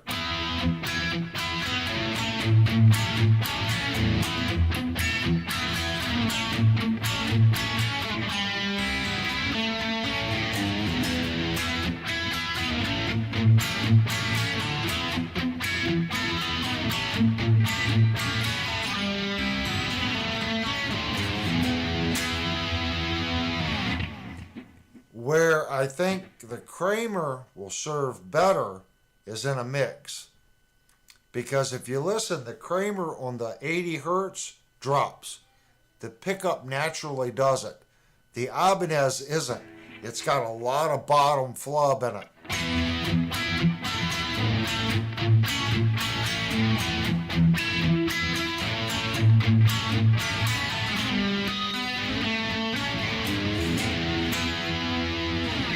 And that's fine. I'm not saying it sounds bad. I'm saying, but in a mix, you're going to cut 80 hertz and out. You're not going to hear it. That's where the bass lives. So if you take this guitar, you just heard that one, you're going to instantly hear, imagine 80 hertz and down. You don't need.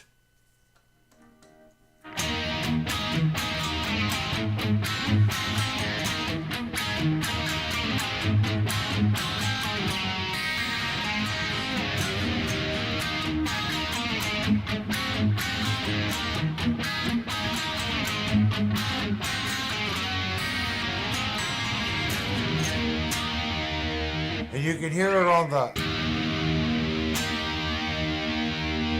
This is a more usable tone in a mix versus the Ibanez. The Ibanez sounds fuller, but keep in mind, you're not going to hear that in a mix. That's where the bass lives.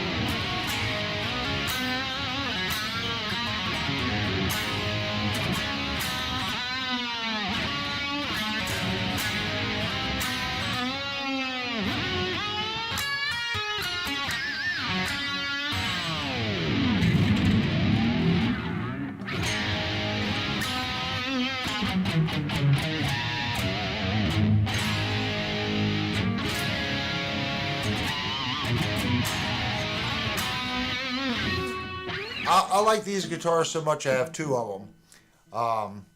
I have nothing bad to say about the Ibanez. This guitar is just, the JB is one of the best pickups for a reason. You guys might think the Ibanez sounds better. I think in some ways it does. This guitar in a mix is going to punch through a little bit better than the Ibanez. Believe me. If you guys play out professionally, you can hear the difference between the two. This guitar is just toned to cut through a mix.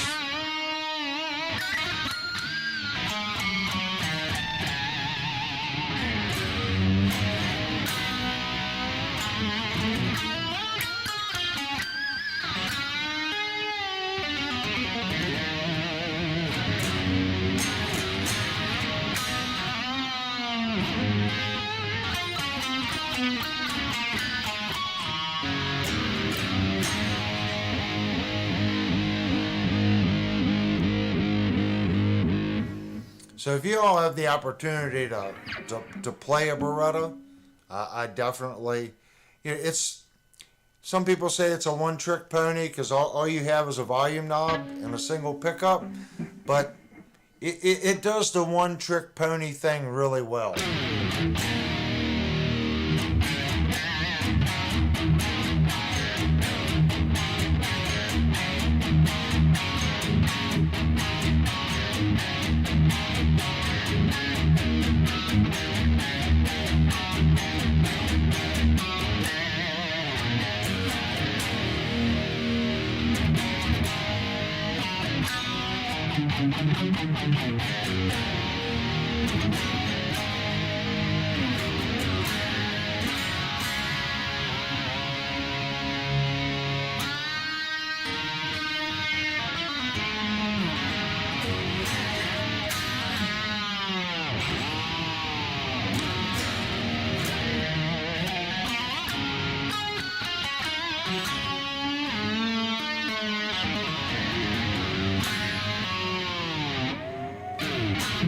missed a harmonic.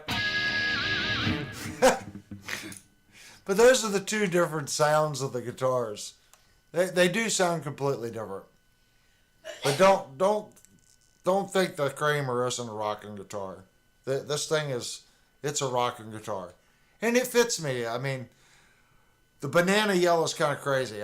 We call this the banana just because of the yellow color. Birdman says, which Kramer has the trim issue? Which Kramer has the what? Trim issue. Chrome. Trim Oh, issue. I don't have any Kramers with a tremolo issue. I do have the Firefly that we played last live stream. That one has the trim issue. That's a yellow guitar too. That's probably the one you're thinking of, Birdman. That's a Firefly. This one's an actual Kramer. So this is a Beretta. Great. I mean, it's a great guitar. Uh-oh. Gotta take the headphones off to put the guitar away.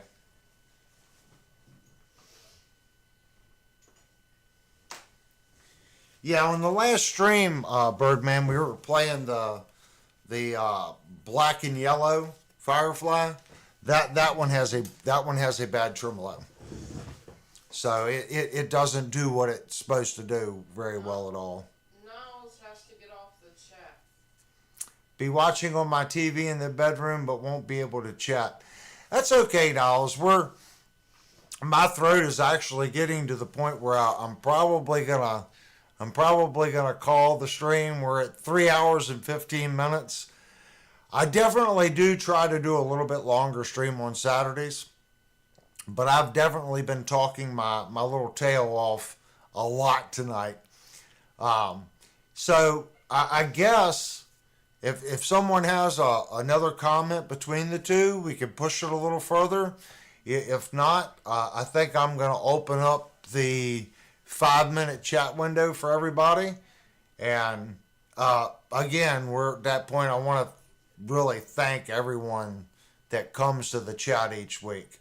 Yeah, if I didn't mention your name and you come in, I see Pentagor's in here. I don't even know if I called out Pentagor, but I appreciate everyone that comes into the chat and participates. It's super nice. Like Jerry come in. I didn't even see Jerry's post until I just rolled up. I get yakking and I don't pay attention. Mikey, there were so many people that came into the chat tonight that I didn't really call out and say, hey, how's the night going? But I think everyone gets it, if that makes sense. But if you guys want to put in the comment below which guitar you thought sounded better, the Ibanez or the Kramer, I think the Ibanez has more of a bite, kind of distorted, in your face sound. I think the Kramer's a little smoother sounding, but I think they're both aggressive, if that makes sense. But I think the Ibanez has just a little bit more growl to it, if that makes sense, than the Kramer. But they're both great. I'm going to lean towards the Kramer on playability, just because everyone knows I like a wiggle stick. I like a wiggle stick. That's just me. I like a wiggle stick. I like to dive bomb and act stupid. That's just me. If it's got a wiggle stick, I'm going to like it. But I'm going to open up the 5-minute ending chat window, guys. And again, I want to thank everyone that participated. And thanks for those that did a super chat. All super chat money, FYI, goes to a bin to buy our next review guitar. And that guitar will be given away on the channel to a subscriber. So that money will revert right back to a subscriber, whoever that is, if that makes sense. But you will have to be a subscriber. We're going to order the guitar, get the guitar, review the guitar, disassemble the guitar, reassemble the guitar, post the video, and then we're going to do a giveaway on it. And that's going to be all courtesy of everyone that has given a super chat. So someone's going to win that guitar. And as of right now, we're at the $400 to $500 price point, and I know we're over $200 on the giving. Especially now, we had quite a few donations tonight, so we might be at the $250 mark. I can't really remember, but once we hit the $400 mark, I'll start posting up some ideas on what you guys want to see, and we'll order a guitar and get to the next phase of the channel. So let me open up the 5-minute last chat window. I'm trying to see which one it's going to be. I'm pretty sure it's this one. Thanks, guys, for coming and hanging out. Again, you guys make the stream, and it pushes me to be better. Thanks so much.